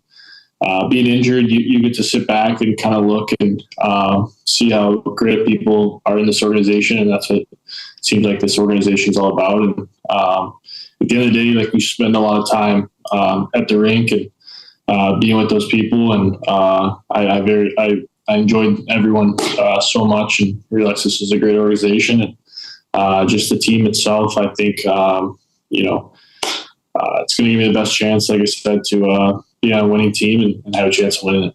All right, so Trent Frederic ready to go. He wants to play for the Oilers, wants to be in Edmonton, thinks he can that he can win a cup here, and away we go with that. So other Oilers storylines to watch. The Arvidsson stuff appears to be heating up a little bit. Maybe there's a deal there. I would think that the Oilers will like to have that contract off the books by the time we go into free agency on Tuesday. Will they make any moves to acquire some more draft picks along the way here? Obviously, they don't have a pick today. I want to tell you this as well for the Oil Understood for GCL Diesel. As we're going through the first round today, if you are going to be watching that from an Oil Kings and an Edmonton perspective, see where Blake Fiddler goes. Big defenseman coming out of the Oil Kings, 6'4", about 210 pounds. Son of Vern Fiddler, longtime NHLer, Edmonton native as well. I was just looking at one of the mock drafts, Sam Cosentino for Sportsnet.ca. He has Blake Fiddler going 26th overall to the Nashville Predators. So maybe in the final third of the first round, if you're watching that today, keep an eye on Blake Fiddler. Watch out for this guy as well out of the University of Michigan, Will Horkoff. As well. Cosentino projecting him to go 24th to Ken Holland's Los Angeles Kings. Just a couple names. It's changed, Coop?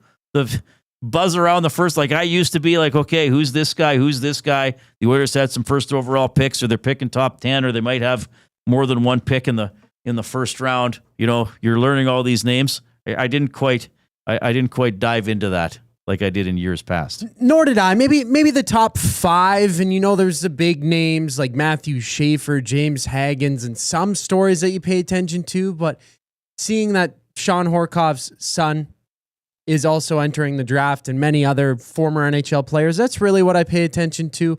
I think we're all blindsided last year when the Oilers traded their first rounder in this year's draft to the Flyers for Sam O'Reilly, who they picked 31st overall last year.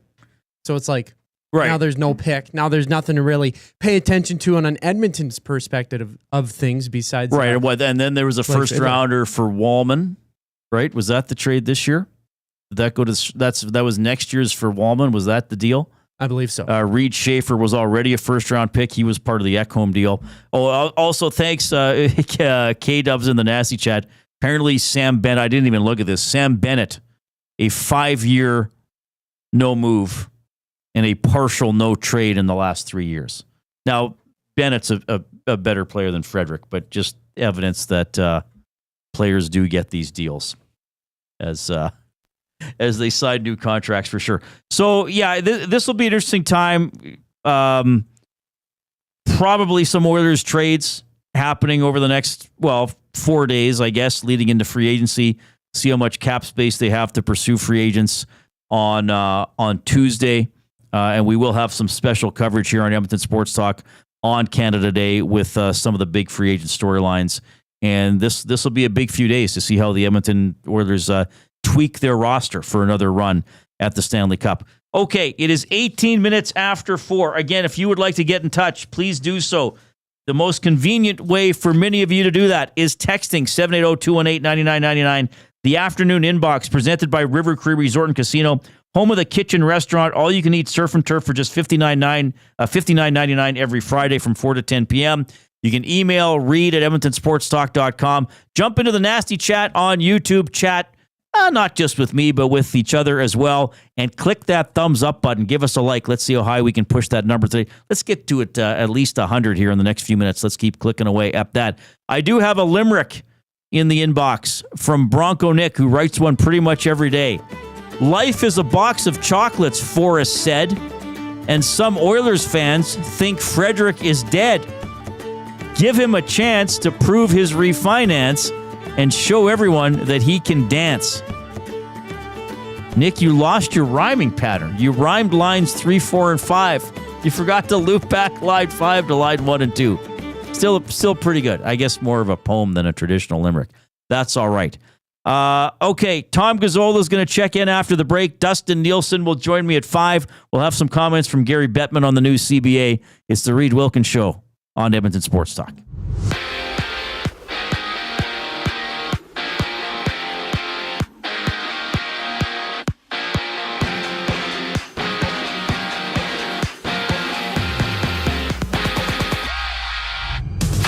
27-year-old Trent Frederic has re-upped with the Oilers on an 8-year contract extension worth nearly $4 million per season. Frederic had 4 points in 15 playoff games for Edmonton. And down south, Sam Bennett and the Panthers have agreed to an 8-year deal worth $8 million this season. Full no-movement clause for the first 5 years, shifting to a modified no-trade clause in the final 3 seasons. Elsewhere, the Blue Jackets have traded Gavin Brindley and a third-rounder in this year's draft, as well as a conditional second-rounder in 2027 for Charlie Coyle and Miles Wood from Colorado. Staying in hockey, the Islanders sent Noah Dobson to the Habs in a trade and sign in exchange for the 16th and 17th overall selections in tonight's draft alongside Emil Heineman.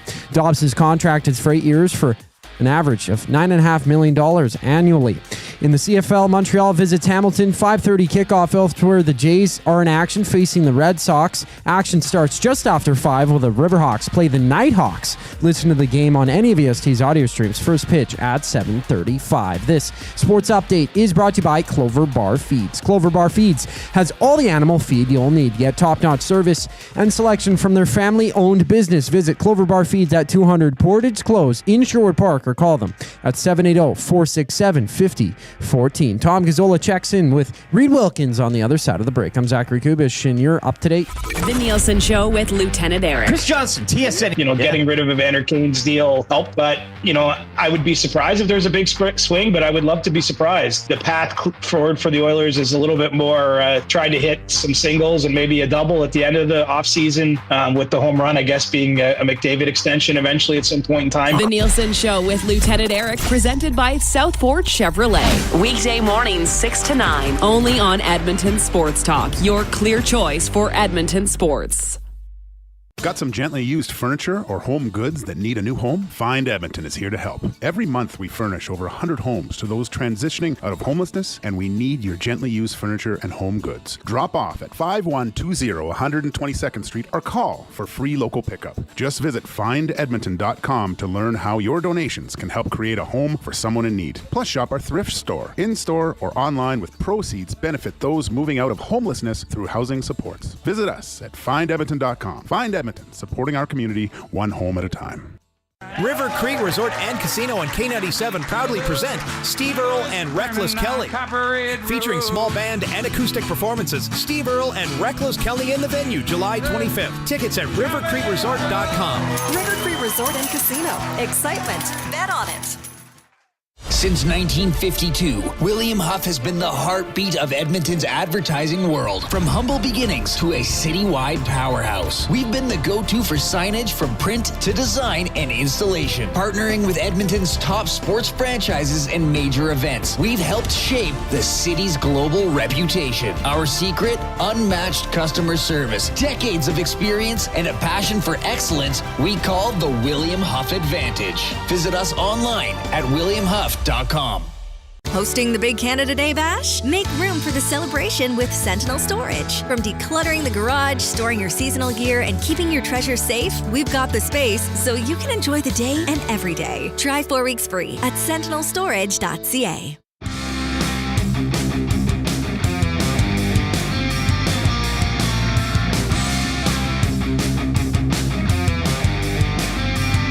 How come there's an outline on the...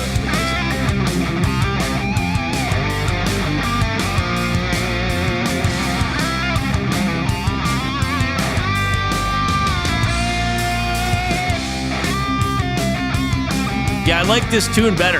That's a little more guitar-oriented for a Friday afternoon. Hope you're doing great, everybody. So I guess some people have a 5-day weekend.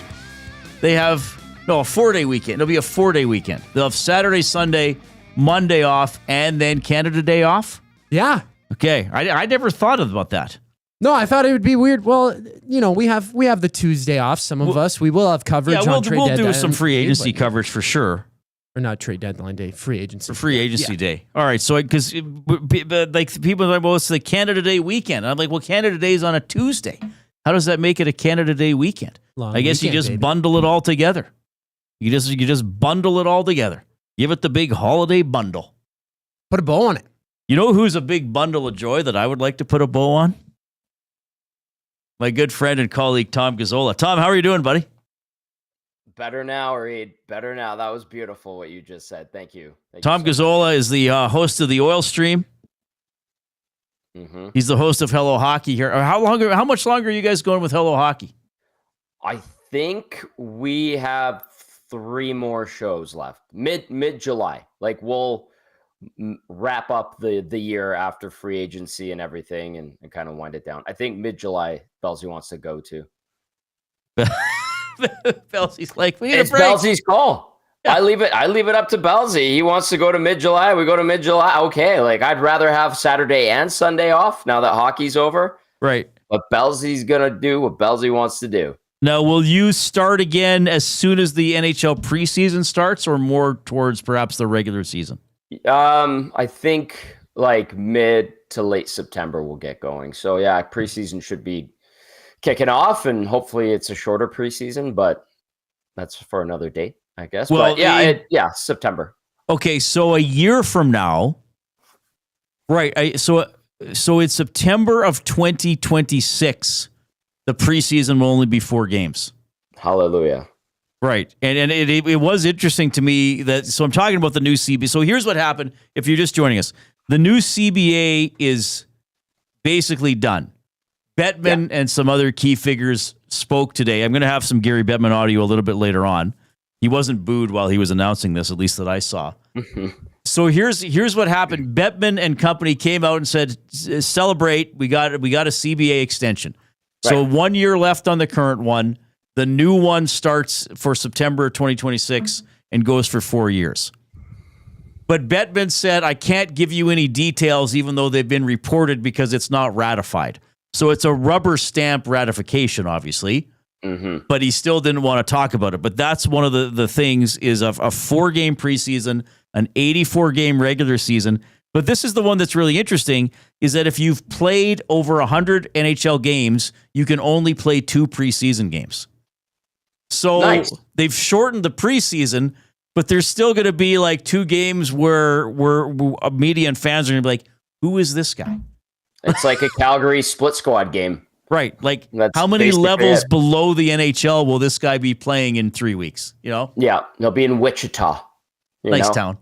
Thank you. Yeah, I've been there. When did you go to Wichita? On my way down to Oklahoma City. We drove down there back in 2012. Wait a minute. Yeah.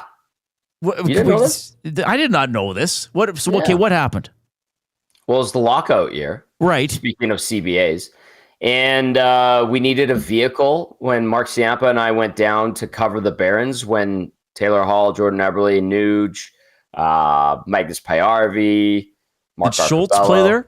Schultz was on the team. Right. When they were all there. So we're like, well, because people were getting seconded at Rexall Sports and Entertainment at the time. And so basically like temporarily laid off and then brought back. And we're like, let's come up with a game plan so we don't get temporarily laid off during the lockout. So Mark pitched the idea that him and I move to Oklahoma City, cover the Barons, and do everything we would up here, but with the farm team. And so we did. So we drove down. It's 30 hours. We went straight to Winnipeg, went to a Bombers Argos game at the old Canada Inn Stadium before Princess Auto Stadium was ready, and then straight down to OKC. And we did it in 2 or 3 days. You think Alberta and Saskatchewan are flat? Manitoba, even flatter. The Dakotas, Nebraska. And so we had to stop in Wichita for a bite to eat. I did not know that. I remember when you went to Oklahoma City. I remember Hall and company playing there. Okay, so that was 20. So was that 12. before? That was before Nuge even played in the NHL, right? No, he played way 1 off year. by a year. Because he played 11-12, right? Right. Sorry, I'm off by a year with him. Okay, was that he before? did get to go to World Juniors that year, though. Right. Yeah. Okay, so had Schultz yet to play in the NHL? No. Right. So he was the one that hadn't played yet. But all those guys were still on ELCs, so the Oilers said, go play in Oklahoma City, even though you've all had the glitz and glamour of the NHL life. Yep. And I'll just wrap it up with this. Like, this is how crazy that time was. This is a great story. So we flew back to Edmonton for Christmas, and it was getting close for the CBA to get done, right? And everybody was prepping to get back. And I think it was right around New Year, they got the deal done. And I got a call from Mark at like 4:30 in the morning. He's like, we're on a 7 a.m. flight to Dallas, and then we got to get to OKC. We're meeting up. We're going to interview the guys at the airport because they're flying back to Edmonton today or tomorrow or something like that.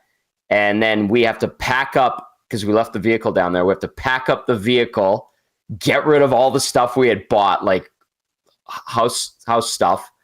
And we have to come back for training camp all in like a 24-hour span. It was insane. Absolutely insane. We were giving away like irons and toasters and all this cookware to like neighbors. We're like, take it. Chris Westcott, who ended up working for Oilers TV and then the Devils and the Blackhawks. Right. We gave him so much stuff. Like, we basically furnished his home after we left. It was insane. Absolutely insane. Okay, I got to ask you one more about that. What was it a big deal that those Oilers prospects were playing there? Did that garner the team a little more local coverage, that they had a couple first overall picks and good players or great players in the making there? Yeah, a little bit, especially at first. People thought that the lockout would only last like a month. So for that October, there was to cover the Dallas Cowboys, and then ended up at OSU. He actually, I can't remember his name. Great guy. But he's the one that got Gundy all fired up where he's like, I'm a man, I'm 40. Yeah. He planted the question to another reporter who asked him the question and got the response that's on like every highlight show of coaches blowing up. And anyway, so yeah, there was a little bit more, but you know what, Reid? After about a month, people just lost interest. Right. They're just like, whatever. It's too bad. And you get, at first too, there was like, it was a 13,000 seat arena, the Cox Convention Center right across the street from where the Thunder played. And they would get like 4,000 or 5,000 per game. And then a month in, it was down to like 2,000. And then like a Tuesday against San Antonio would have like 1,500 people. They do like $1 beer, $1 hot dogs, $25 gets you a t-shirt, a ticket, and a beer and a dog. Like, they tried everything. They really did try everything. And it didn't take, unfortunately. And by the third month, everyone's like, all right, is this over with? Yeah. So it was an interesting time. But you got to live in Oklahoma City for a while. I did. Tom Gazzola joining us. He is our weekly connection for Connect Belts. Simplify your life with Connect Belts. More than a good-looking belt, Connect offers a high-quality, no-holes belt. Whether you're on the course, in the office, or anywhere life takes you, Connect is the perfect fit belt you need to feel good. Get a Connect belt and support a 100% Canadian-owned company, owned and operated by U of A alumni. Scan the QR code currently on the screen if you're on YouTube for a special EST 20% discount. I have one of these belts, incredibly comfortable. If you're not able to scan the QR code right now and you want to Google it later, it is KNKT Belts. Very clever. That stands for New Nothing, Kept Trying. And Jay Mill knows some of the people involved with Connect Belts. Great product. Great to have them on board. All right. Trent Frederic is an Edmonton Oiler. Will be an Edmonton Oiler. Yes. We have talked about and again, I'm not trying to ignore what a lot of people are talking about, but I'm kind of running out of things to say about the length of the contract and the no move and no trade stuff. It's there. We can debate it till we're blue in the face. Eventually, he's going to be on the ice. A year or 2 years from now, who do you hope Trent Frederic is in terms of how he's contributed to the Edmonton Oilers?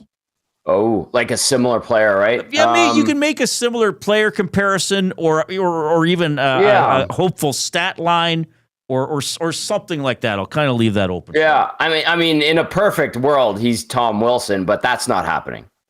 Okay, that's not happening. Trent Frederic is 27 years old.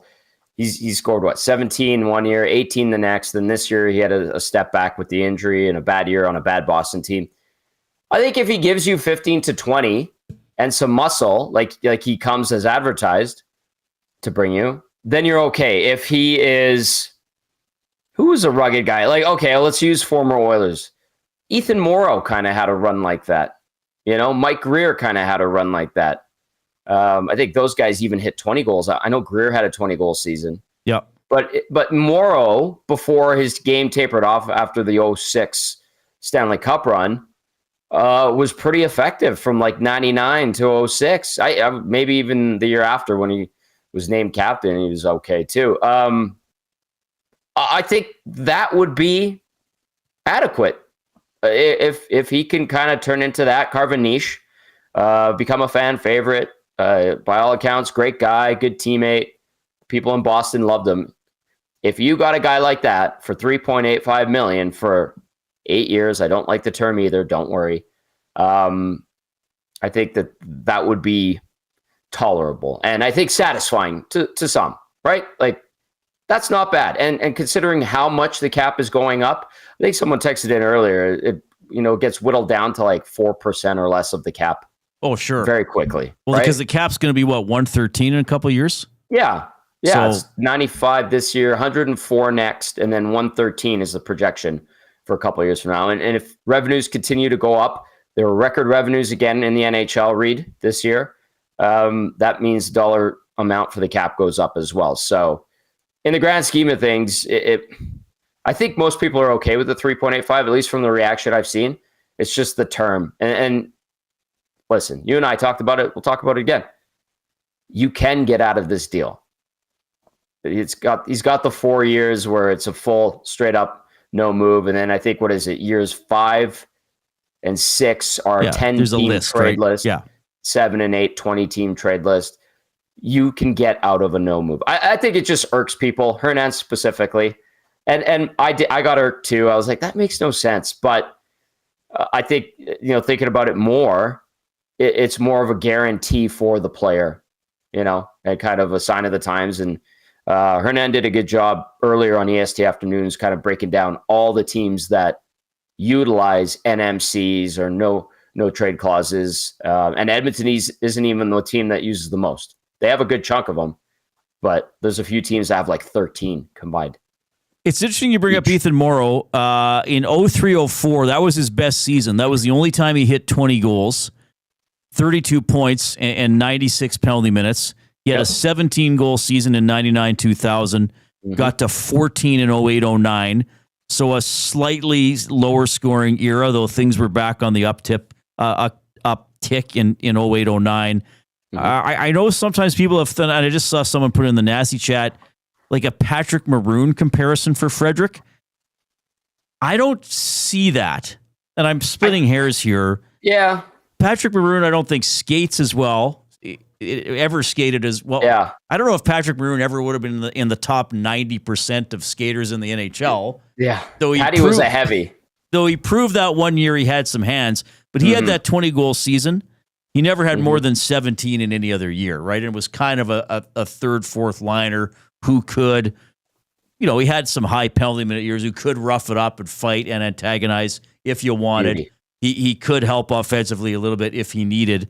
But he was more of a depth play player, which probably Frederic will be. But I would think, and Maroon had a great career, don't get me wrong, and he wound up winning 3 cups in a row.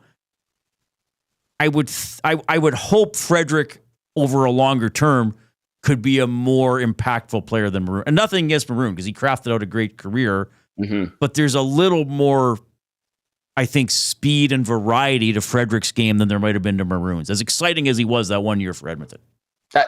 Yeah, the straight up skill for Frederic seems slightly better than Pat.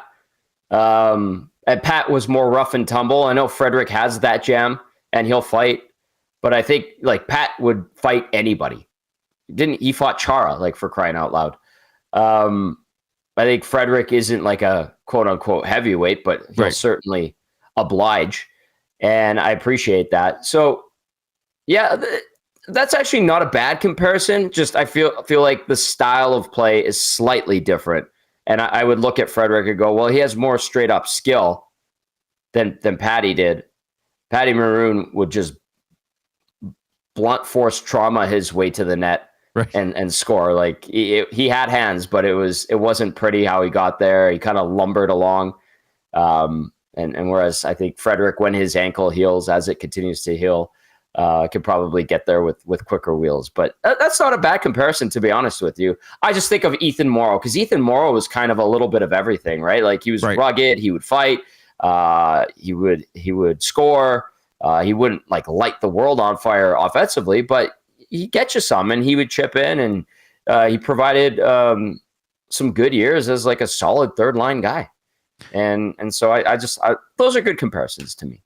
All right. So speaking of no moves, and as much as I said earlier in the day, I don't think agents want their players to waive no moves. Arvidsson, it sounds like, well, might have even done that a few months ago. Yeah. Are you hearing anything? I know people have been posting like, "Oh, is he going to Detroit?" I don't really know. What if anything are you hearing about Arvidsson? People have gotten tight-lipped. I'm hearing more from other people in other markets. I just know that. Yeah, I was told earlier in the year around the deadline that he is cool with the move. It's not working out in Edmonton. I think that's become more clear. Obvious. I think we've talked about it. Pagnata's talked about it. Friedman mentioned it. And that's fine. Thank you, Victor. We'll try to move you and get a player back or something back. Cap space is valuable, as we've discussed this week.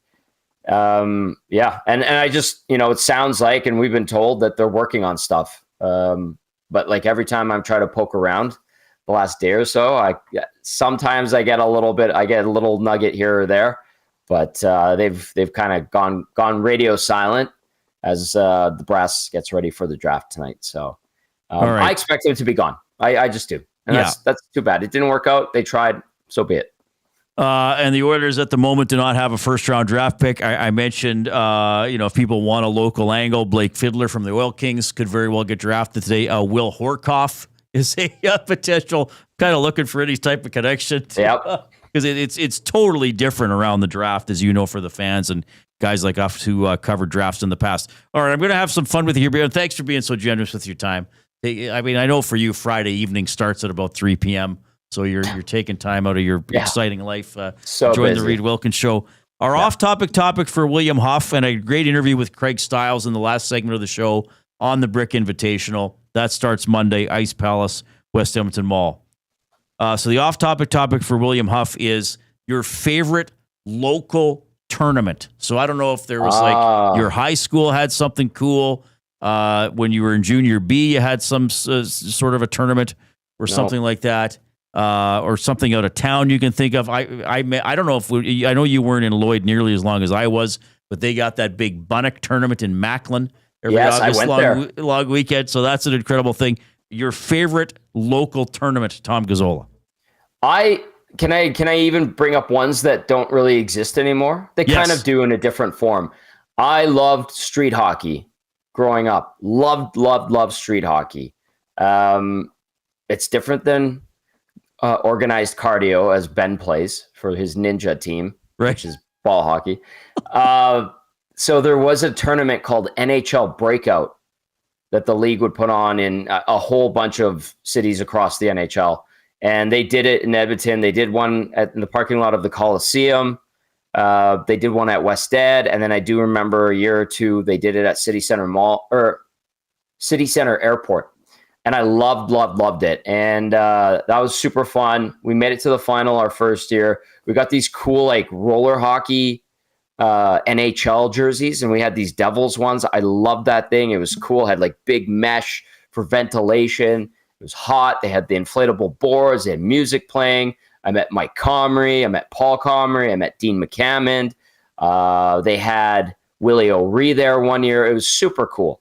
And then even in the one at the Coliseum for older guys, because we were only like 9-10 years old. Did we lose Tom? Oh, there he is. He's back. I read that. Sorry. Yeah, I glitched there. So they had the roller hockey for the older guys too, and they had the bigger rinks, and they put a rink inside the arena in the ice sheet at Rexall Place, North Lions Coliseum. And I remember going in there and just seeing how cool it was to see no ice and the glass out, and it was really neat. The lighting was different. So I loved NHL Breakout. They do play on. There's some different versions of it now, but it doesn't have that same essence. And those inflatable boards were really cool. And I'll tell a quick story. My last year in Breakout, it was the final. Our team was great. We had Mark Fistrick on our team. I got kicked out after giving our team the lead. I tripped the guy, apparently. It was a brutal call. And I was like, okay, Mark's got this. And this was right when he was starting to take off too. I'm like, we're like 12. And I'm like, we're going to be fine. We're going to be fine. And I was pissed that I got kicked out. My dad's like, well, switch your gear with Mike's, my brother. And you could play it. I'm like, they'll know it's me. Like, come on, man. And we ended up losing like 2-1 or 3-1, and it came unglued. It was super frustrating. We were so excited to win that thing.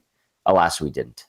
And you referenced Mike Comrie, and that's part of the reason the brick tournament started, is because Bill said, I got a 10-year-old star. I want to showcase him. And I don't want him to wait for the Quebec Pee Wee tournament. So that's a little tidbit about how the Brick Invitational got started. And Riedrich Belzy played on the Brick team, and Shannon Zabados as well, I believe.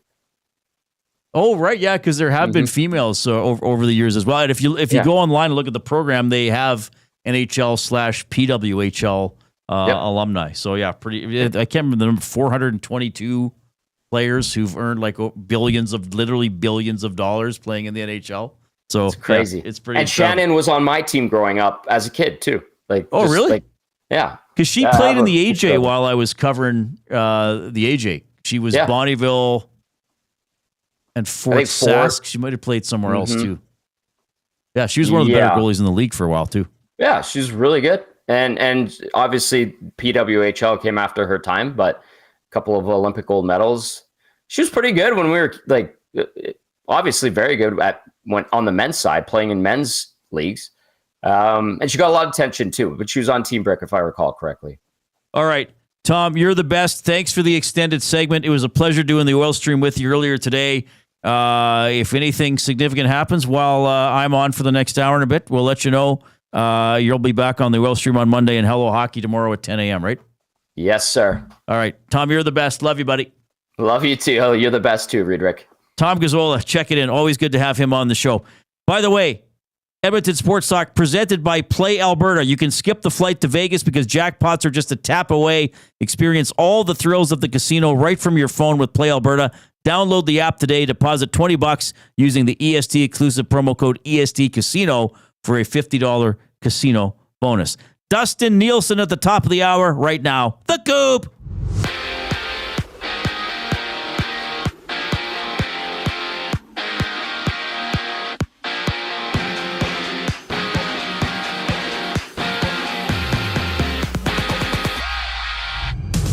Busy day in the NHL. Trent Frederic re-upping in Edmonton on a $31 million contract over 8 seasons worth nearly $4 million per season. While in Florida, Sam Bennett has signed an 8x8 contract extension with the Panthers' first 5 seasons with the full no movement clause, having the final 3 years with a modified partial no trade clause. And at 5, the draft goes Islanders picking first, San Jose second, Chicago selecting third, New York with 3 first-rounders after sending Noah Dobson to Montreal earlier today. On the field, the Owls and Ticats scrap at 5:30. Former Elks quarterback McLeod Bethel Thompson starting for Montreal, and baseball has tons of action. Toronto and Boston open up a 3-game series. Jose Barrios gets a start for the Jays. And as for the Riverhawks, they meet the Nighthawks. Listen to the full game on any of EST's audio streams. Coverage starts at 7:35. This sports update is brought to you by Advantage Sports Medicine. Connor McDavid's got a team of specialists, and you're stuck with a bag of frozen peas. Get the same locker room approach that's trusted by the best in the game. Call them at 780-460-9977 or visit their website at advantagesportmed.ca to book an appointment today. The Reid Wilkins Show returns after a brief intermission. I'm Zachary Kubish, and you're up to date. EST Hangout. Was this a win in a way? Like progress. Yes. Was this acceptable for the Elks? Well, I'll take you the progression of the night, because the question of our pregame show was, can you have moral victories? And there were a lot of people like, yeah, you probably can with the spread, with what they're taking on. Yeah, you could. And through 3 quarters, I think that Elks offense moved the ball. I'd say 2.5 quarters, moved it quite well. Yep. The EST Hangout, presented by Sentinel Storage. Weekday mornings 9 to 11, only on Edmonton Sports Talk, your clear choice for Edmonton sports.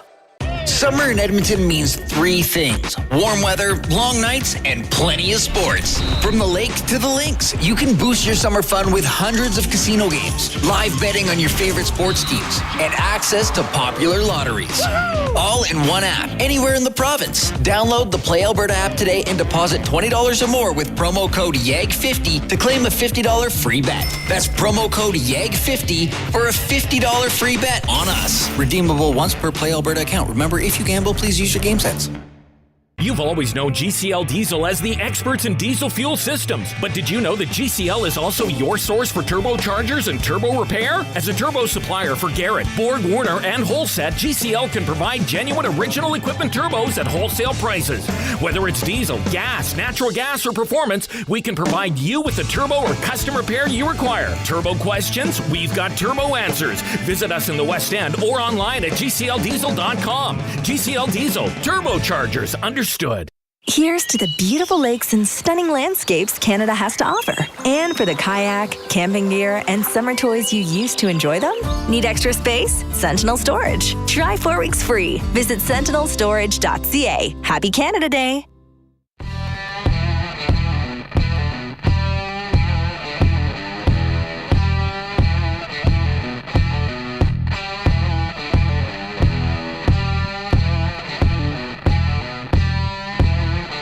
Yeah, it's pretty good groove here, Coop. Good stuff, buddy. Jason Milne's off today. Reid Wilkins, Zachary Kubish in the Banquet Studio. Yes, indeed. Spin to Win Fridays at the Banquet. Spin the wheel for a chance to win big and save on your bill. Details at thebanquetbar.com. How you doing, buddy? You doing okay? I'm making you work extra hard today. No, that's all right.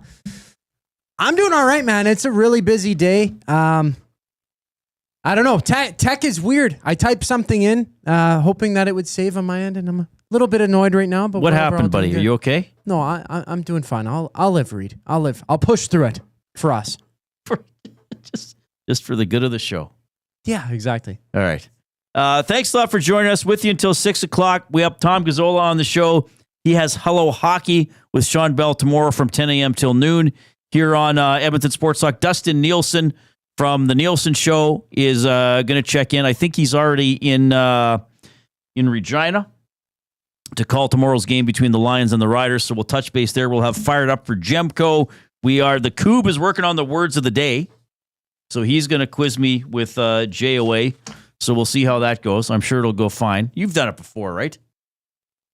Oh, yeah. Yeah, I'm no amateur. Okay? You're a word of the day expert. So that'll be good. Trent Frederic getting an 8-year deal from the Oilers. That was official today. $3.85 million average annual value. We had some clips from him.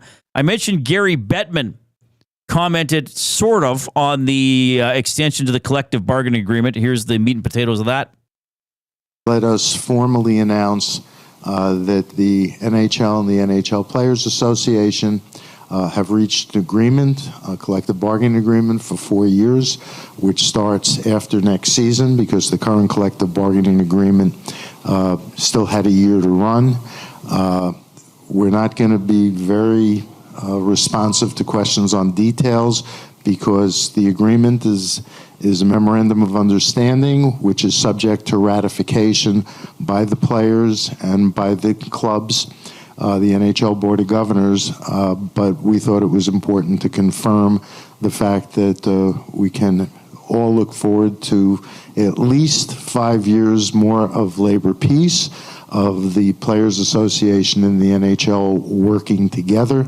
While we didn't agree on everything, we had a very constructive, professional, collaborative, collective bargaining process, which I think you all know started end of March and April. I think we identified the issues that were important to both sides, and I think that Marty and I have established a very good tone and a very good basis for our relationship going forward. I am delighted.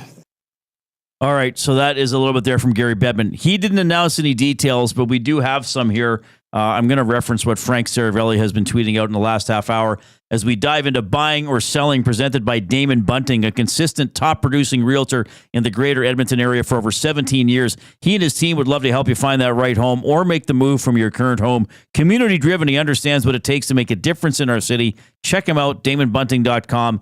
Instagram handle, Damon Bunting Real Estate. So first of all, neck guards are going to be mandatory for new players entering the league in 2026, 2027, and beyond. Players with one game played prior to that will be grandfathered in. Neck guards will not be mandatory. So we're seeing that wave, just like they did with visors before. What else? The minimum salary is going to steadily increase. $775K this season. It'll be up to $1 million in 2029. This is of note here. The Frank Saravelli reporting the new long-term injured reserve playoff rule. Teams will only receive LTIR amount equal to the prior season's average salary, which was around $3.8 million this season, unless the player is definitely out for the entirety of the playoffs. The playoff salary cap will consist of the 20 players in the lineup, and the roster can be shuffled game to game. So there will be a playoff salary cap for the players who play. So you can be over the cap with your entire roster, but for the guys you put in the lineup, you're going to have to be cap compliant. I think this was rumored here for the last couple of weeks, so that's what they're going to do. I haven't seen any update on the investigation or information finding that they're going to do for Evander Kane and the Edmonton Oilers and that kind of stuff. So that's what's changing. Now, again, the new CBA starts next fall. So this year, under the existing CBA, this is a 4-year extension. And I was saying earlier, I think this is a significant one for Gary Bettman as the commissioner of the league. I mean, he's been in charge for a long time. He's presided over some work stoppages. He presided over an entire season being lost to labor strife. So I think, assuming that he's not going to be the commissioner in a few years, that this will be a big one for his legacy, that he went out with labor peace, with having an extension, revenue going up, salary cap going up, minimum salary going up, all that type of thing. So I do think that is something to keep in mind here when we talk about how we're going to look at Gary Bettman in the big picture. All right. 780-218-9999 is how you can text us, the River Cree Resort and Casino inbox. If you're taking us in on YouTube today, first of all, thank you. You can chat with me, with each other, using the Nasty Chat. If you haven't already, give us a thumbs up. Let's see what number we can get to today. K-Dubs in the Nasty Chat with a good one. Cap guys for teams are now locked in to a bunker trying to figure out ways to circumvent this new CBA, LOL. Well, they're going to try to do it, right? They're going to try. They're going to try to do it for sure. All right, we got the 5 o'clock break. We got Dustin Nielsen coming up, and we'll have the Coob with another update in a couple minutes. Two guys and a One goalie. that stood out for me as well is, I'll just say, this pisses me off. Establishment of a full-time emergency backup goalie, or EBUG, position within organizations. And the reason it ticks me off is because I love the story. I love the story of the Golden Bear player coming up with the green and gold pads on and the green and gold helmet sitting on the Two bench. guys and a goalie, presented by GS Construction. Tuesday and Thursday afternoons at noon, only on Edmonton Sports Talk, your clear choice for Edmonton sports. Fridays just got a whole lot more fun. Spin the wheel at the banquet for your shot to win big and save on your bill. Spin, win, save. It's that easy. Details at thebanquetbar.com. The Banquet. Get real. Play hard. You know Dawn. Everyone knows Dawn. Dawn from Frontier Cartage. That's right, it's me, Dawn from Frontier Cartage, where we're setting the standard for cartage service in Edmonton and beyond, offering city cartage, Alberta highway, short haul deck, and more. My team and I are bringing our years of industry experience and expertise to every mile. Join Dawn and her boys in a new chapter in transportation excellence, dedicated to exceptional service. Call Dawn at Frontier Cartage, 587-222-5826. At Mind 360, we invite you to embark on your mental health journey in a safe and comfortable space. Conveniently located in St. Albert, Mind 360 has a diverse team of experienced clinicians that offer a broad range of tailored services for children, adults, and families. Furthermore, we are very proud to serve our military, veterans, and first responders. If you're looking for counseling, treatment, or assessment, understand that you are not alone. Contact Mind 360 at mind360.ca to book an appointment today. Looking for quality building materials and friendly advice? Visit us at Windsor Plywood Leduc, family owned and locally run since 1993. From interior materials for doors, flooring, baseboards, and all the finishing touches to all you need for your outdoor projects like cedar lumber for decks and fences, plus all the plywood you'd need. Our full-time on-staff carpenter can help with anything odd-sized or custom, and from domestic hardwoods to exotic selections, we've got you covered. And if we don't have it, we'll track it down for you. Windsor Plywood Leduc. We're the experts you need to know.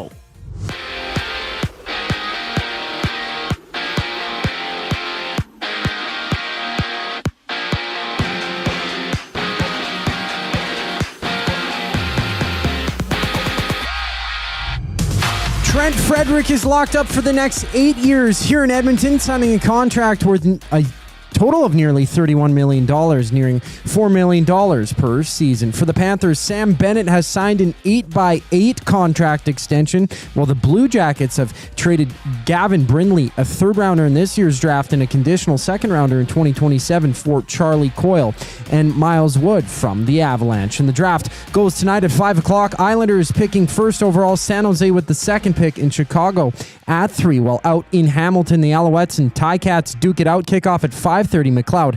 Bethel Thompson starts for Montreal. MLB action has Toronto playing Boston. Jose Barrios takes the mound for the Jays. Action starts at 5:10, and on the road, the Riverhawks meet the Nighthawks in Nanaimo. Listen to the full game on any of EST's audio streams. Coverage starts at 7:35. I'm Zachary Kubish. That was your sports update. The third and final hour of the Reid Wilkins Show starts right now.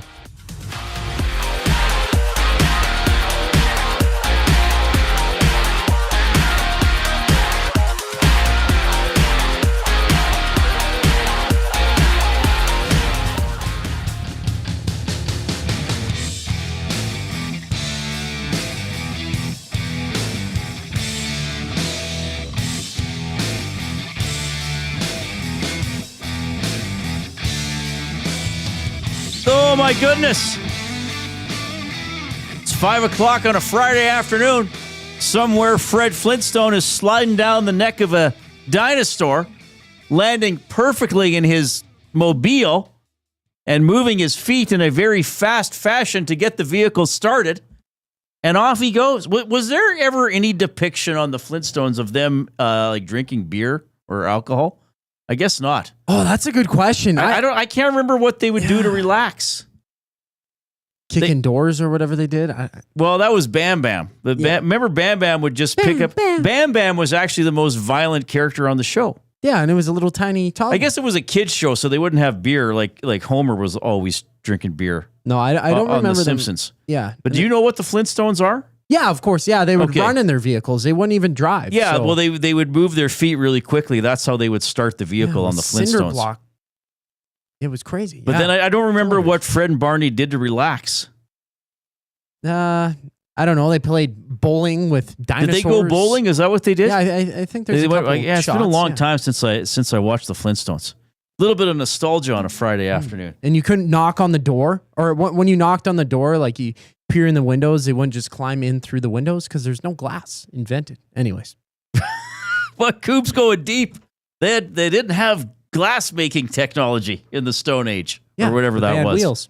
All right. They went to the Water Buffalo Lodge. That's what Bronco Nick puts in the nasty chat. Oh, what a fun day we're having. It's about to get even better. He owns this station. He also hosts the Nielsen Show 6 to 9 a.m. every weekday here on Edmonton Sports Talk. It's my good buddy Dustin Nielsen checking in. Dustin, how are you doing? Hey, man, I'm doing good. I'm doing just fine. I guess the Flintstones were in a commercial for Busch Beer. I looked it up when you were talking. Were they?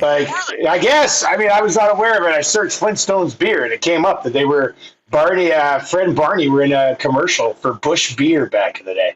You know, I used to watch that show, I think, almost every day at some point in my life, maybe just before I went to school or on summers.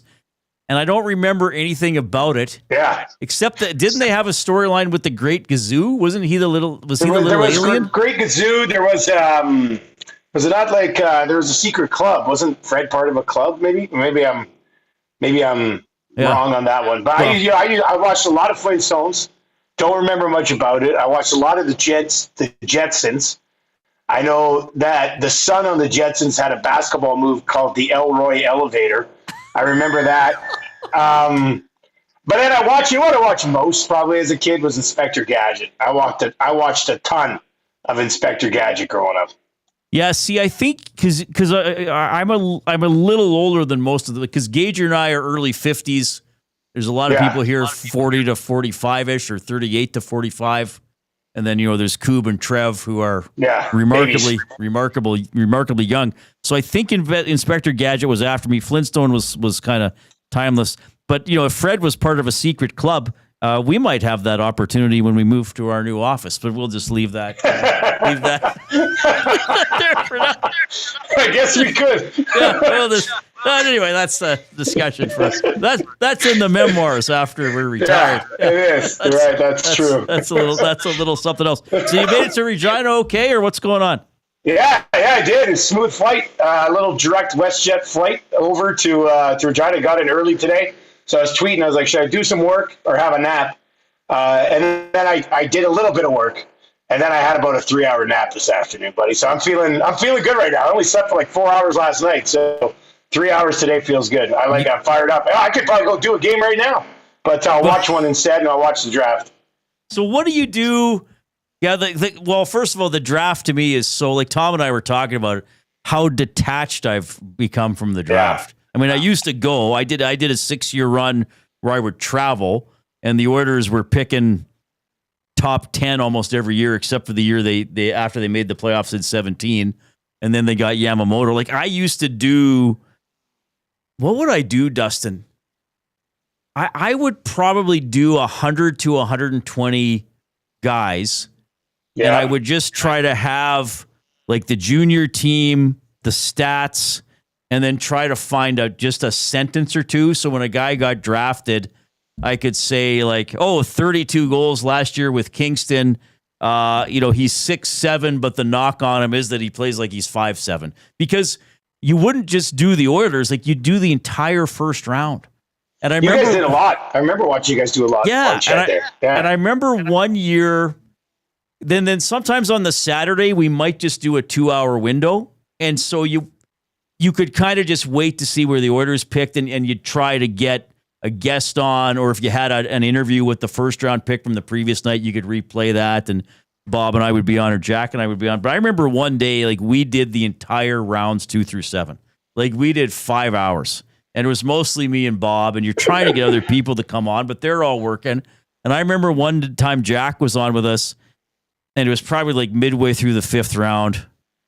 And I just remember all of a sudden there was like probably 15 seconds of dead air. Like we just all had nothing. We just all had nothing to say. And like, especially for Stoff, like Impossible. It's like impossible. Yeah. We don't even have a U of A Golden Bear story at this point. We're just exhausted.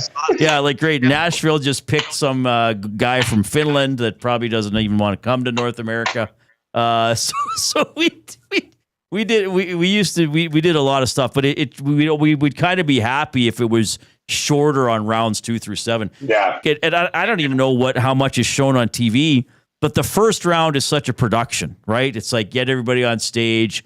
He does the national media, then he goes to his local team. But then rounds. Did you ever notice this? Like remember teams would call a timeout. Like teams could call, and everybody's furious. Like people are booing because Boston called a timeout before they make their 7th round pick. I'm angry at the NHL right now for decentralizing the draft. Like first draft, I went to a draft. Like I was growing up, I was huge draft nerd guy, and probably up to about pre-COVID, I would have all of the draft guides. When I would go cover a draft, I would bring down binders and binders of information. Like I loved the draft. So when it was 1999, I think it was the 99 draft. My buddy and I, we worked at Save on Foods in the morning in Cranbrook. And then we got tickets in Calgary to the draft. So we drove like at 5 a.m. to the draft, and we just sat up in the upper bowl. It was the draft where it was the Rick DiPietro draft, and Brent Cron went 9th to Calgary, I think, and people were like, "Oh my god!" So yeah, we were. That was the first draft I went to, and then when I was just kind of dabbling in radio, like in Lethbridge and stuff, I started writing for Hockey's Future. Remember that website, hockeyfuture.com? Yeah. So I wrote for them, and they sent me to 3 drafts. And with the first couple we went to, it was full-blown production. We brought like a production crew. We did live draft show, nice set, nice desk. It was great. So the first draft I covered like that was Vancouver in 06? It was the Jonathan Toews draft. So that was the first one. And then I covered like 9 in a row, missed the Nurse draft, I think, and then did 1 or 2 more. So, I mean, it was... To me, as a fan growing up watching drafts, it might have been like a top 10 highlight of my career at this point, walking out and standing next to the draft floor for the first time. Like to me, it was surreal. So I hate that it's gone. It sounds like they're going to probably bring it back. But I saw like teams being like, here's our war room. I'm like, this sucks. Get on the floor at the draft. Like, what are we doing here? You're sitting at a table anyway, and you have to fly most of your scouts from out of town into your city. So just fly them to a draft. Like, come on. So anyway, I'm kind of angry at the draft, and then you mix in the fact that the Oilers basically have nothing to do with it. Right. So there's a little interest there. The weird twist is that a lot of these kids are going to be picked. I've actually watched live because I did the Halinka, I did a Camrose tournament, the Swedish team. So I've actually watched a lot of the guys who are going to be going in the first round live, so I'm familiar with them. But I'm almost like not following it. I'm going to watch it, but I'm not going to follow it as much out of spite because of the way they've done it. Well, it is. I don't remember what year it was, but I remember being at the hotel I was staying in, and you go in the elevator, and there's like 7 or 8 people in the elevator, and it's like, oh, it's Joe Sakic and Patrick Waugh, because Waugh was with the Avalanche at the time. Like everybody's there, and from working in Lloyd for those years, like you got to know Wade Redden a little bit because he was from Hillmond, and he was a development guy for the Predators, and I was walking along, and like you see him by their table, and you wave to him, and he comes over and talks. Like the draft is a true collection of everybody in the hockey world in one place. Though as you said, not this year. Do you remember in 2005, maybe one of the first times we hung out socially, long before we ever thought we'd be working together? Do you remember after the first round in 2015, we went to the Fort Lauderdale Hooters, and you and I ordered a pitcher of beer? And it was so humid to keep the beer cold, they put a bag of ice in the pitcher. Do you remember that? Oh, I don't know if I remember that. I remember that for some reason. Really? They served beer. It was a Hooters? It was a Hooters, and the service wasn't very good because I think they were closing soon, and we showed up and wanted to be served. So I don't think that they were overly thrilled. And I remember you and I ordered beer, and there were a couple other people with us, but you and I wanted the same beer. And it's so like even at 11 at night, it's like plus 35. It's crazy there. So they put a bag, because if you put ice in the beer, it'll dilute the beer. So they put a bag of ice in the beer. I'd never seen that before or since. You don't need to do that in Edmonton. I think in Florida, I think at that famous elbow room, it was one of the drafts I tried to fight Ryan Leslie from Sportsnet. we both had too many drinks, and he was shit talking AM radio, and I was like, "You couldn't even last on AM radio." And then because he worked at Sportsnet, we used to work together at Shaw a little bit back in the day, but we got into it too many times, and I'd had enough, and people had to separate us. It was actually, you know who separated us? It was funny. It was Brian Marchment. Marchment happened to be there. What? I was like, guys, settle down, calm down. I was like, wow, this is crazy. Look at this. So haven't really talked to Leslie since, but yeah. So that Florida draft was a pretty good one. I'll say that.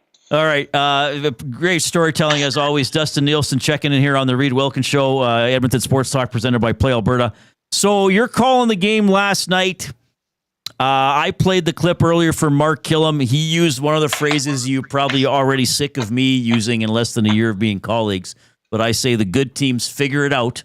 And Killam said, we got to learn how to figure it out in the fourth quarter. And I know Suits was talking about the plight of the Elks, and they just couldn't do it. I don't know, man. Like I was encouraged by a lot of things, but I'm still sitting here saying, I've seen this movie before since 2021. Even when you're good, you're not quite good enough. What was your thinking last night?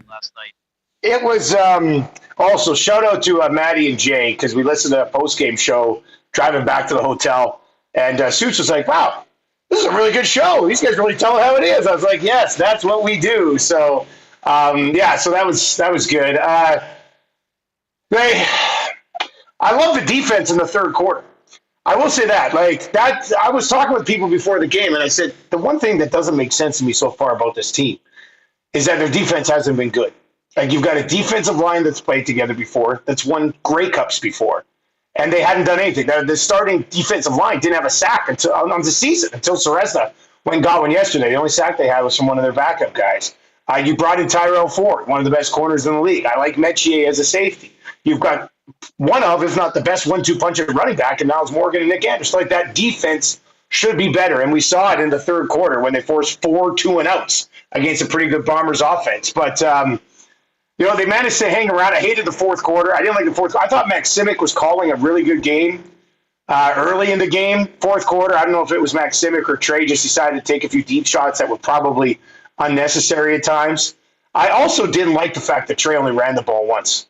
I mean, you're running this RPO, and I know they were spying him. Tony Jones, for the most part, was spying him. But, I mean, that's what he does best, right? And I understand, he wants to be more of a pocket passer, and maybe they think they can have a successful offense with that. And I will say, I thought he was better passing from the pocket last night than he was in the first 2 games. But when you have one of the most dangerous weapons in the league being Trey Ford's legs, and you don't use them, I'm not talking give him 12 carries. I'm talking mix it up more than one time. Like, he pulled it once in an RPO, and that was it. And got picked up a first down. So that kind of frustrated me a little bit. Winnipeg's great. I mean, the Elks' schedule hasn't been easy so far. Like, Montreal, Winnipeg, probably 2 best teams in the league. But I bumped into Hervey after the game. We were walking up to a vehicle, and Hervey was standing by the bus. And I just was like, hey, man, what do you think? How's it going? And he goes, I do think we're growing. We did expect that it would probably be a slow start. He goes, but I think we've got a team here, and I like where this is headed. Paraphrase. So yeah, Herb seemed pretty calm and cool about it. I might try to track him down early next week to discuss things a little bit further on the show. But no panic from the GM. I'll say that. Yeah, I mean, I was, and look, I've been pretty critical and I guess somewhat negative. And like I said, I know it's a different regime. I just feel like as both a broadcaster and a season ticket holder, I'm kind of seeing the same things over and over again. But last night, I guess you calmed down a little bit the day after. Like there was a path to victory. Yep. But you can't fumble in the scoring zone. You can't drop a touchdown. You can't take 2 roughing the passer penalties. And I get it. They're tic-tac. That's not why the rule is there. But it's like with the high sticking penalties. The Oilers have 13 in the playoffs, and the Panthers had 2. And the Panthers are probably a rougher team than the Oilers. You can't have your stick up. You can't go like this towards the quarterback's head. Doesn't matter how hard It is. It's going to get called. So they have to cut those mistakes out. You have to stop beating yourself before you can beat other teams. Yeah, and you're right. I mean, that one, we said it right in the broadcast because I've done Bombers games for 6 years now. This entire dominant West run, they get the ball with 9, 10, 11 minutes left in the fourth quarter, and they go on a 6, 7, 8 minute drive. We said it when they got the ball, and then that's exactly what they did. Like this is how they put teams away. But the Elks could have been off the field if it wasn't for that one roughing the passer. I mean, it's going to be difficult enough to beat any team, let alone the Bombers, if you got self-inflicted wounds. And they were still in a spot where they could have won that game despite some of those. So the Rankin one, I thought it was a great play by Cramdy. Like, he did come around and punch. It was a great play defensively, but Rankin's got it. I mean, that's the one where you got to find a way.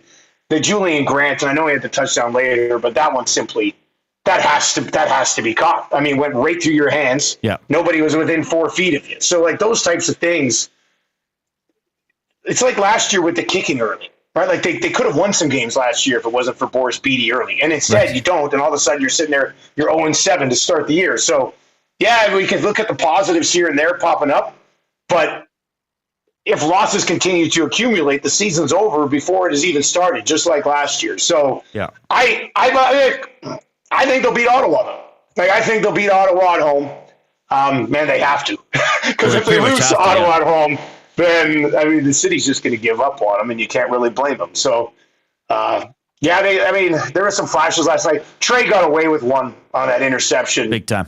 That, I mean, yeah, it hit the turf. So but that was, everybody in the world knew where it was going. And Terrell Bonds definitely knew where it was going.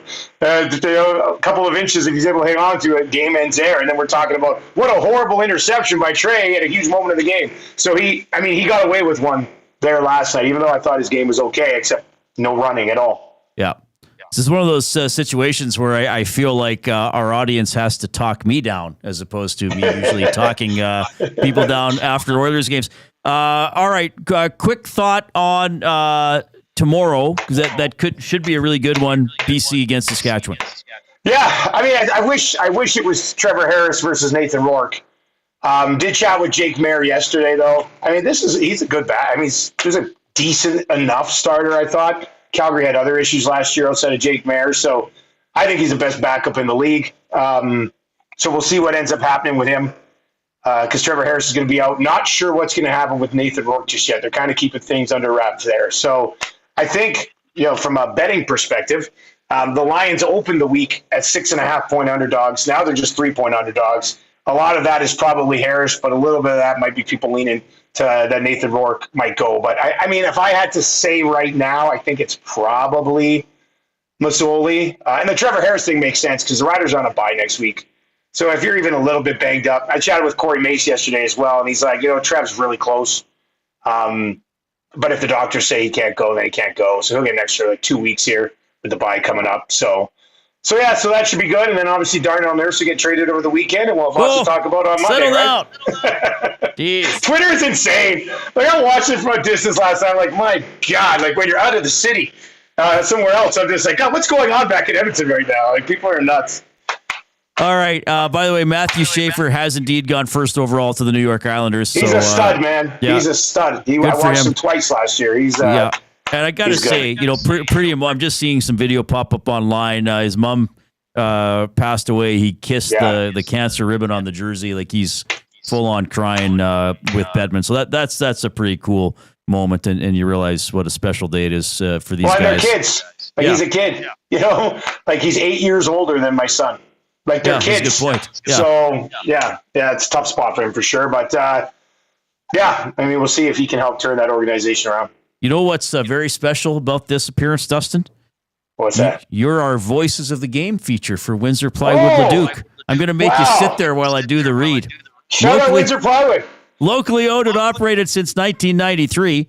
Last year, time a Canadian team won the Cup. More than just plywood, everything from doors and flooring to decking, fencing, and custom millwork. With a huge selection of hardwoods and knowledgeable staff, we're here for all your DIY needs. Windsor Plywood Leduc, the experts you need to know. All right, buddy. Have fun at Treffon's Pizza or wherever you're going in Regina. I think we're just going to go to the lobby here at the hotel because we want to have the football game on and the draft on, and we can do that setup down here in the lobby. So we're not just going to sit in the lobby. There's a bar in the lobby, and we're going to go there. People are walking through the hotel. You're just this guy. Is that guy from TSN? Why is he so lonely? He really likes Friday night football. Hey, no, but thanks for working today. I knew when I texted you last night, you'll be like, I miss you guys, man. Of course I want to come on. I miss the office, you know? Right on. Okay, I'm going to enjoy the game tomorrow. Great job last night. Thanks for hopping on, buddy. See you soon. Yeah, see you, man. Dustin Nielsen checking in. Yes, he is our voices of the game for Windsor Plywood Leduc. So good thoughts on the Elks last night. Good insight there. Had a quick chat with Ed Hervey after the game. Yeah. It was a close game. The Elks just got to figure out how to win those for sure and not beat themselves in key moments. The NHL Draft is underway. Matthew Schaefer going first overall to the New York Islanders. Trent Frederic signing a new contract with your Edmonton Oilers. 8 years, $3.85 million per season.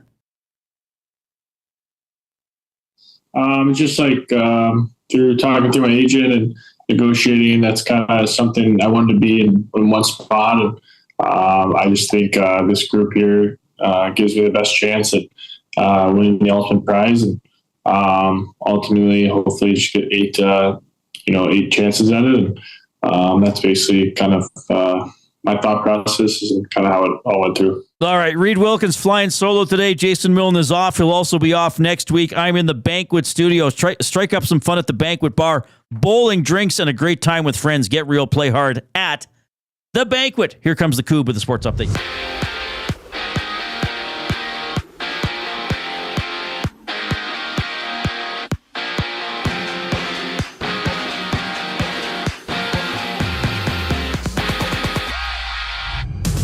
$27-year-old Trent Frederic has re-upped with the Oilers on an 8-year extension worth nearly $4 million this season. Frederic had 4 points in 15 playoff games for Edmonton. And right now the draft is underway. Matthew Schaefer of the Erie Otters going first overall to the Islanders, having the Sharks on the clock with pick number 2. And down south, Sam Bennett and the Panthers have agreed to an 8-year contract extension worth $8 million on average each season. Bennett has a no movement clause for the first 5 years, shifting to a modified no-trade clause in the final 3 seasons. In the CFL, Montreal visits Hamilton for 5:30 kickoff. McLeod Bethel Thompson gets a start for Montreal. And in baseball, 5 games are live. The Jays and Red Sox in the top of the first inning in their series opener. It's runless, having 2 outs for Toronto and a runner on first and second. Nathan Luke's at bat for the Jays. While the Riverhawks play the Nighthawks later tonight, listen to the full game on any of ESPN's audio streams. First pitch at 7:30. This sports update is brought to you by Paramount Flooring, proudly serving Edmonton and area for over 30 years. Their West End showroom is open 7 days a week. You can also shop online at ParamountFlooring.ca. More with Reid Wilkins following the break. I'm Zachary Kubish, keeping you in the loop. The Oil Stream. When COVID hit and the cap got frozen, who got squeezed out? The middle guys. Yep. This situation and the NMCs are a product of what happened in COVID and guys trying to ensure they're staying in the National Hockey League. Being able to stick in the National Hockey League and have that guarantee that he ain't going anywhere. And then if he's not good enough anymore, still getting paid. The Oil Stream, presented by Boston Pizza. Monday, Wednesday, and Friday afternoons at noon. Only on Edmonton Sports Talk. Your clear choice for Edmonton sports. Summer in Edmonton means 3 things: warm weather, long nights, and plenty of sports. From the lake to the links, you can boost your summer fun with hundreds of casino games, live betting on your favorite sports teams, and access to popular lotteries. All in one app, anywhere in the province. Download the Play Alberta app today and deposit $20 or more with promo code YAG50 to claim a $50 free bet. That's promo code YAG50 for a $50 free bet on us. Redeemable once per Play Alberta account. Remember, if you gamble, please use your game sense. Strike up some fun at the Banquet Bar. Bowling, drinks, and a great time with friends where the good times roll. Whether you're here to bowl or just hang out, the Banquet Bar is your go-to spot. Get real, play hard at the Banquet. Hey Edmonton, ready to take advantage of lower rates and better pricing? South Fort Chevrolet in Fort Saskatchewan has you covered. From rugged trucks to sleek SUVs. And with over 40 years in business, you can trust that you're getting the best deal on your new ride. As the proud title sponsor of the Nielsen Show, EST listeners can drive a little to save a lot with South Fort Chevrolet's transparent pricing and down-to-earth sales team. Visit us today in Fort Saskatchewan or online at southfortchev.com. River Creek Resort and Casino on K97 proudly present Steve Earle and Reckless Kelly. Featuring small band and acoustic performances, Steve Earle and Reckless Kelly in the venue July 25th. Tickets at rivercreekresort.com. River Creek Resort and Casino. Excitement. Bet on it. Hosting the Big Canada Day Bash? Make room for the celebration with Sentinel Storage. From decluttering the garage, storing your seasonal gear, and keeping your treasures safe, we've got the space so you can enjoy the day and every day. Try 4 weeks free at sentinelstorage.ca. EST Afternoons. Stefan Rosner from NHL.com. Noah Dobson heading to Montreal. What do you think of the return? Obviously, we know the Islanders are probably going to try whatever they could do to get James Higgins, a Long Island kid. So you have to think that the 2 picks they got back are going to be in play. With Dobson, it pretty much came down to, hey, we have a price we're willing to pay you, but we're not going to go over that price. I think for Dobson and the Islanders, good player, wasn't worth the price point. EST Afternoons, weekday afternoons 1 to 3, only on Edmonton Sports Talk. Your clear choice for Edmonton sports. Your brand deserves more than just a whisper, it deserves a buzz. At the Hive Product Marketing, they specialize in promotional products that bring the buzz. From eye-catching giveaways to unforgettable keepsakes, they got the perfect products to make your brand stand out and get noticed. Visit the Hive Product Marketing and let them create the buzz your business deserves. The Hive Product Marketing, the official merch partner of Edmonton Sports Talk. Visit them online at thehiveproductmarketing.com. Looking for a winning strategy for your retirement? Contact me, Joaquin Gage at K4 Financial, where expertise meets dedication. I will always look for a careful approach to your retirement, ensuring your financial future is secure. From tailored strategies to clear, actionable advice, I'm here to guide you every step of the way. Don't leave your future to chance. Get in touch with me, Joaquin Gage, today at k4financial.ca or email joaquin.gage@k4financial.ca to start planning for a brighter future and a more secure retirement. Hi there. If you're like me, you like to picture yourself in luxury, even though there's absolutely no way you can afford it. And if you can, well, even better. Thankfully, I picture myself in something that is luxury, but still absolutely affordable, like the all-new Mazda CX-90 from Park Mazda. With the new luxury features like facial recognition settings and quilted detail Napa leather seating, I can pretend to be comfortable with all of my proper settings activated without even touching a button, thanks to Mitch Lewicki and the great staff at Park Mazda. I like to picture Mitch Lewicki as a ninja fighting off evil samurai. Park Mazda, your dealer for life in Sherwood Park off Y Road, parkmazda.ca. Must you click?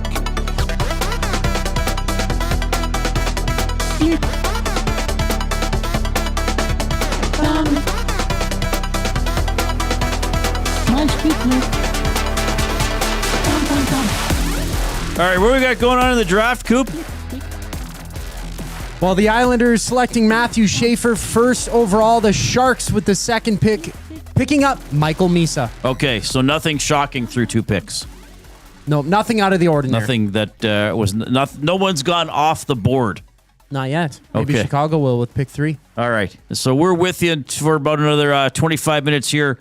Reid Wilkins Show with Jason Milne. Jason off today on Edmonton Sports Talk, presented by Play Alberta.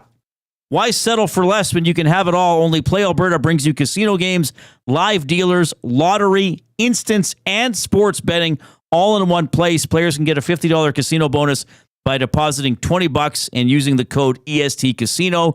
You can get a $50 free sports bet by depositing $20 and using the code EST Sports. Don't forget to use your game sense. Oilers signing Trent Frederic to an 8-year deal.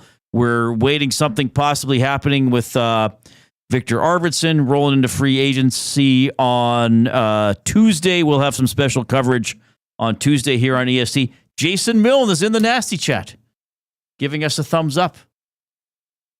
How you doing, Jay? Miss you, buddy. All right, 780-218-9999 is how you can text us. That is the afternoon inbox. It is presented by River Creek Resort and Casino, home of the kitchen restaurant. All you can eat prime rib buffet for just $49.99 every Sunday from 4 to 10 p.m. The off-topic topic for William Huff is what is your favorite local tournament? The Brick Invitational starts Monday. That's a big one. What have we had? We had somebody mention the Reb. We had Tom talking about ball hockey that he played in.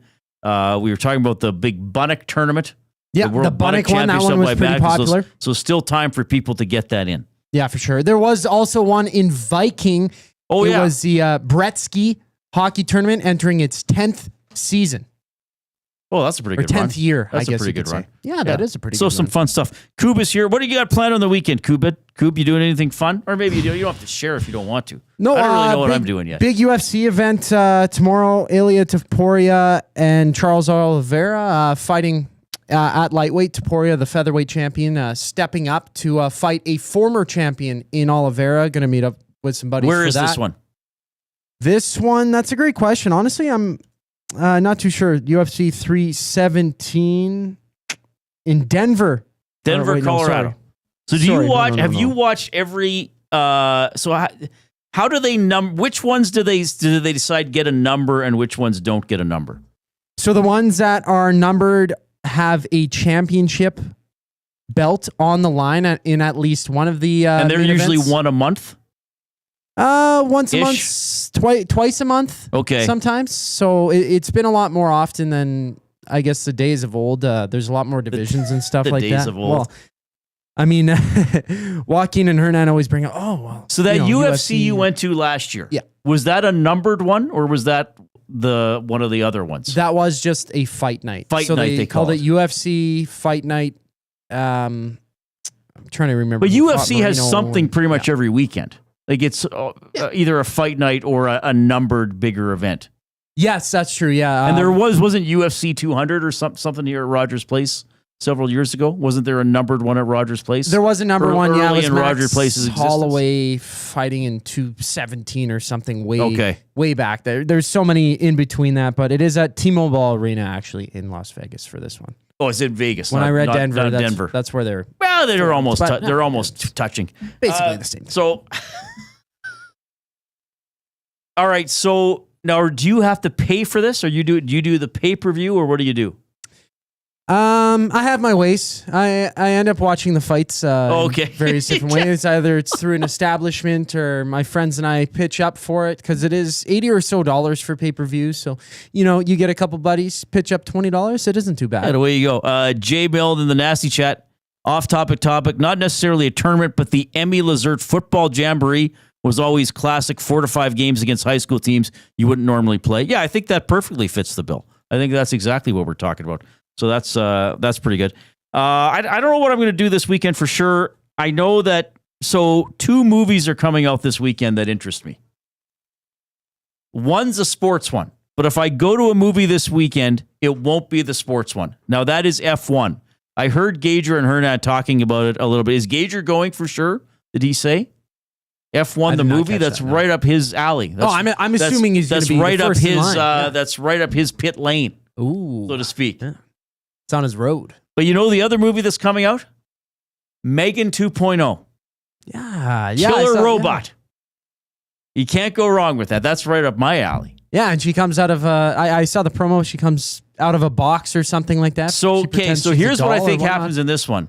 So in the first Megan, which I went and saw in the theater with my dad, because my dad and I have to go support the cheeseball horror movies or they're going to stop making them. Let's be honest. We got to support this type of cinema. So in the first Megan, she's kind of like a comfort robot designed to help kids with trauma or loss or whatever. But she becomes overly protective of the child and becomes quite aggressive and violent, okay? And is subdued in the end. Now, I believe the premise in Megan 2.0, there's an AI robot that goes evil, so they have to enlist Megan to come back in robot form to help fight the other robot. So I believe this is a robot fight is the premise of this one. You can't go wrong. Or can you? Maybe you can. Robots on robots? I don't know. Getting fired up for Gemco Fireplaces, proudly serving Edmonton and area for 45 years. The authorized dealer for Napoleon Fireplaces. Whether it's gas or wood burning, look no further than Canadian-made Napoleon Fireplaces. All the Napoleon products you need are available at Gemco, 9281 50th Street. So maybe Maybe Megan 2.0. Jen in the Nasty Chest says Megan was awful. LOL. See, I enjoy them, Jen, but I go into these films expecting and wanting there to be a high level of cheese. You know, like for the movies to be self-aware, to be a little funny, like not honestly trying to scare you or be a psychological horror film. One of the most brilliant movies I've seen in the last 5 years was called Abigail. So that's about a vampire who's a little girl, but she's hundreds of years old. And the gore in it is over the top, silly. The acting is chewing scenery. And I just thought it was an absolute blast. So I guess I go into these, Jen, with very specific expectations. So yeah, I'm not trying to tout Megan as a horror because it's not really horror. It's sort of this self-referential, almost comedy horror. Like, hey, can you believe that we're actually making this crap and you're having some fun with it? Now there are other movies that are legitimately sort of like I thought Late Night with the Devil was actually a creepy movie. I wasn't so much creeped out when I was watching it, but then thinking about it after the fact, I was like, man, this one's staying with me a little bit. So different categories of perhaps horror movie. I have not seen Terrifier. Aren't there like 3 or 4 Terrifiers now? Is that like a crazy clown? Yeah, that's like the clown one. There's got to be at least 3. Maybe they preview it a 4th. Yeah, one, I don't know what those are like. I I feel like I missed out on those. Are they good? I don't know. I haven't really caught any of those. The only clown movie that I've really watched is It, like the new rendition of It. I never watched the new one. Yeah, pretty good. I saw the miniseries back when I was a kid. It was okay. Zulu in the Nasty Chat says, "Are you excited for Superman, Reid?" I am. I don't read DC comics. I don't read a ton of Marvel. I basically read Spider-Man. I read Moon Knight, pick up some other things along the way. But I think James Gunn is brilliant. I mean, speaking of sort of self-aware and sometimes cheesy, but also really good. So James Gunn did the Guardians of the Galaxy. He did the Peacemaker TV series, which is awesome. He did the one of the Suicide Squad movies, the newer one with the giant starfish as the villain. Have you seen that one, Coop? Yeah, the villain is some sort of giant starfish alien in the end. And James Gunn is doing Superman. I think it looks excellent. I want to go see Superman. And I want to see Fantastic Four. I know some of the pre-screenings already. It's like kind of got mixed reviews, but I don't know. Hopefully it's a decent Fantastic Four movie. It's cool that Galactus is in it in Galactus form as opposed to he was like a mist or something in one of the previous Fantastic Four movies. So I would say Megan 2.0 I'll probably go see. Superman I definitely want to go see, and I would say probably go see Fantastic Four. What are they calling it? It's got like a subtitle. I can't remember. Fantastic Four before Fame or something. Yeah, I don't know what it is. And so anyway, I watched last weekend. I watched the Captain America: Brave New World movie. Not that good. Not that good. Harrison Ford turned into the Red Hulk though. Jen says there are 3 Terrifier movies. They are super gory and cheesy. Well, maybe I would like them. And McDiesel says I can't read. LOL. I guess that's funny. The Reid. He just figured out my name is Reid. That's also what you do to a book. All right. I want to get to a couple more cuts here quickly, and then we'll do a double word of the day before we go. Mark Killam, coach of the Elks, after last night's loss, talking about Winnipeg's fourth quarter. They play a certain type of football, and, they ran it down our throats when everybody knows that's what Winnipeg does at the end of the game. So that's where we've got to get over the hump. We've gotten better 3 weeks in a row. But it's about winning, and it's about doing the things that we need to get better to be on the other side of this. Well, maybe what he's saying there is that the Winnipeg Blue Bombers have an identity, and they've had it for a few years now, and the Edmonton Elks are still trying to find that. He did stress, though, he does see improvement. Yeah, I mean, there was a lot of positives in that. I mean, it was a three-point game with 5.5 minutes to go or something like that. I mean, I think it was pretty close. But like I said, we've taken some steps, but we're not there yet as a group. I'm proud of these guys. I think we got a lot of fight, and we have gotten better. But we've got to continue to do that so we can be on the other side of this. Well, I mean, it's true. There were some good things in yesterday's game, but they still lost. I'm not a believer in moral victories in that circumstance. If some people want to classify it as a moral victory, fine. I'm not going to argue with you. But there better be an actual victory soon for me to start believing a little bit more. Like I know it's a different regime. And to be fair, I do see some good things. And I do think Killam is doing a good job from what I've seen early. The special teams are clearly better, despite the defense having some weaknesses in terms of sacks and giving up long passes. I do think they're playing with some energy and some ferocity, even though they're getting scored on a lot. I don't think the receiving core is great. I thought Ford had a decent game yesterday.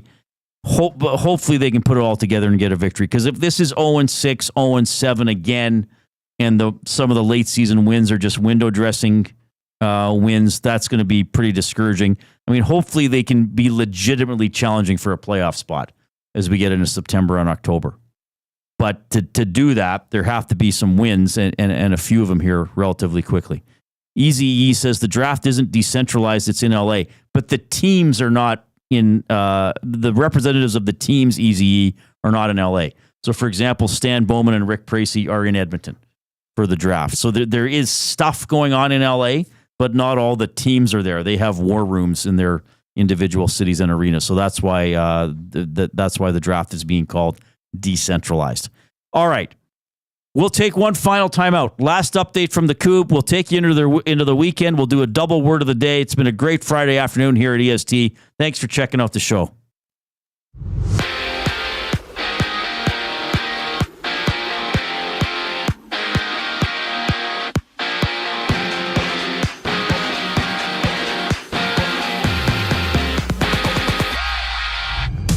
Busy day in the NHL. Trent Frederic re-upping in Edmonton for 8 years with an annual salary of nearly $4 million. And at the draft, the Islanders picked Matthew Schaefer first overall, Michael Misa going second to San Jose, with the Blackhawks selecting Anton Frondell with the third overall pick. The Mammoth on the clock. In Florida, Sam Bennett has signed an 8x8 contract extension. Bennett having 22 points in 15 goals in 23 games on the way to winning the Conn Smythe and Stanley Cup with the Panthers. On the field, the Als and Ticats are live in the first. Als up 1-0 over the Ticats about 3 minutes into the game. Baseball had 7 games live. Toronto up 1-0 over Boston in the top of the second. Jonathan Clausse at bat for the Jays, runner on first and second. As for the Riverhawks, they meet the Nighthawks. Listen to the full game on any of EST's audio streams. Coverage starts at 7:35. The final segment of the Reid Wilkins Show brings us back on the other side of the break. I'm Zachary Kubish, keeping you up to date.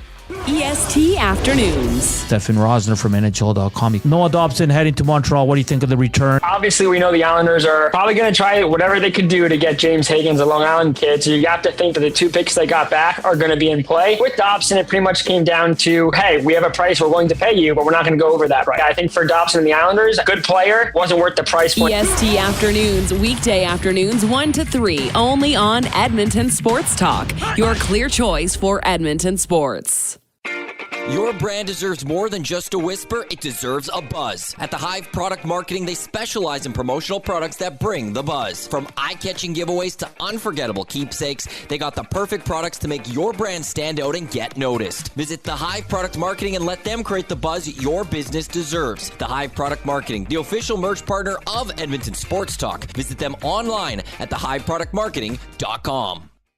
Looking for a winning strategy for your retirement? Contact me, Joaquin Gage at K4 Financial, where expertise meets dedication. I will always look for a careful approach to your retirement, ensuring your financial future is secure. From tailored strategies to clear, actionable advice, I'm here to guide you every step of the way. Don't leave your future to chance. Get in touch with me, Joaquin Gage, today at k4financial.ca or email joaquin.gage@k4financial.ca to start planning for a brighter future and a more secure retirement.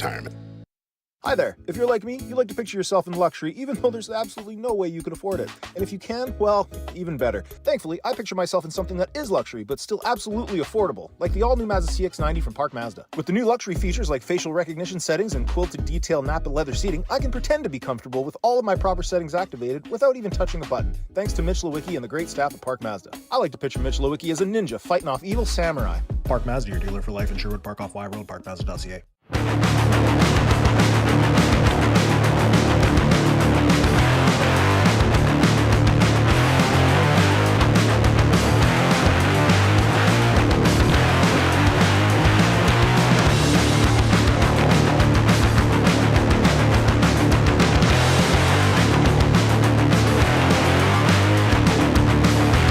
There you go, Coop. That's a good one. Good track going into the weekend.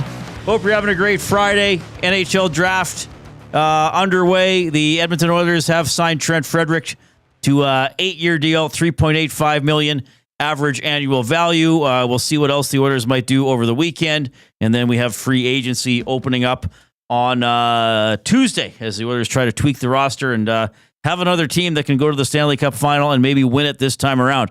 780-218-9999 is how you text us using the afternoon inbox. Presented by River Cree Resort and Casino, featuring Italia Restaurant, home of the $6.99 brunch special. That is from 11 a.m. until 4 p.m. on Sundays. What is that CFL game? 1-0, you said? An early Rouge? It was 1-0. 1-0 between Montreal and Hamilton. Dustin's in Regina. He'll call the Saskatchewan Roughriders and the BC Lions game tomorrow. All right. No Jason Milne, but we're still going to do... do you have the words of the day ready to go? I don't have the intro ready, by the way. You have the intro. Perfect. Shall I roll it? Let's do it. The word of the day with Reid and Jay. Oh, I'm sorry. Did I break your concentration? What do they got to say? Say what again? Say what again? I dare you. Let's find out. English, do you speak it? Then you know what I'm saying. All right. Zach Kubish providing me with the words of the day today. Let's go, buddy. Well, there might be some alliteration. I don't know if you can use these two words really together, but... Well, you're giving me hints. Unknowingly giving me hints. I am. Maybe knowingly. What if I was? Oh. The first word I have for you today is agastopia. Agastopia. Agastopia is the first word of the day. Agastopia. I can honestly say I have never heard this word. I have never read this word. Jay often tells me just go with my gut when it comes to the spelling. So I will do that. Agastopia. Agastopia. Agastopia. Agastopia. And Reid, that is correct. Yeah, baby. I got it. All right. Now I have to try to take a stab at the meaning. So, opia, I guess that's usually like some sort of a condition or something like that. So... Or like a state of being, like I'm thinking of dystopia or something like that. Aga, for some reason, I think that has to do with maybe. Can I get? Do I want to try and be a hero on a Friday and not get a sentence? A sentence is hard for this one. Okay, I'm going to just take a stab at it. Yeah, I'm going to say that this is.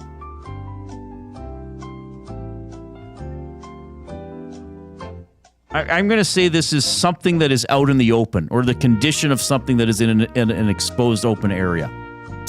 I like the guess, but I'm going to have to...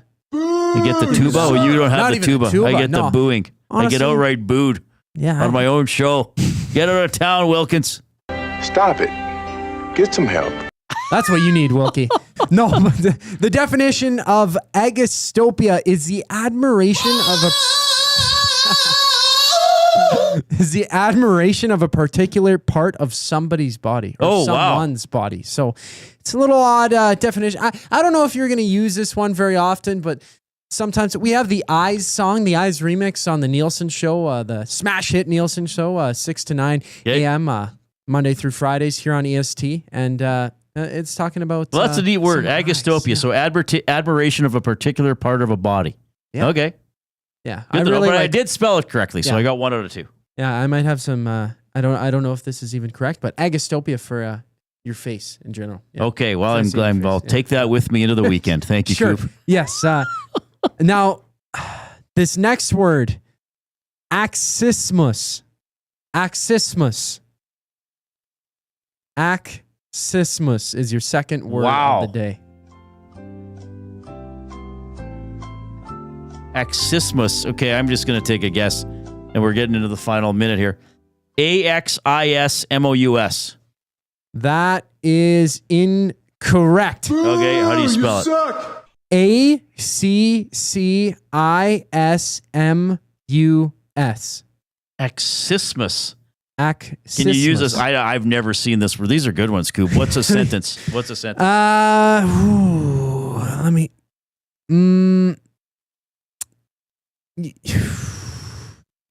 Now... You don't have a sentence ready to go? No, I don't have a sentence ready to go. I know. So confounding, he doesn't have a sentence for them. Well, I had to use ChatGPT for these words. They were so in a sentence. Okay, let's go.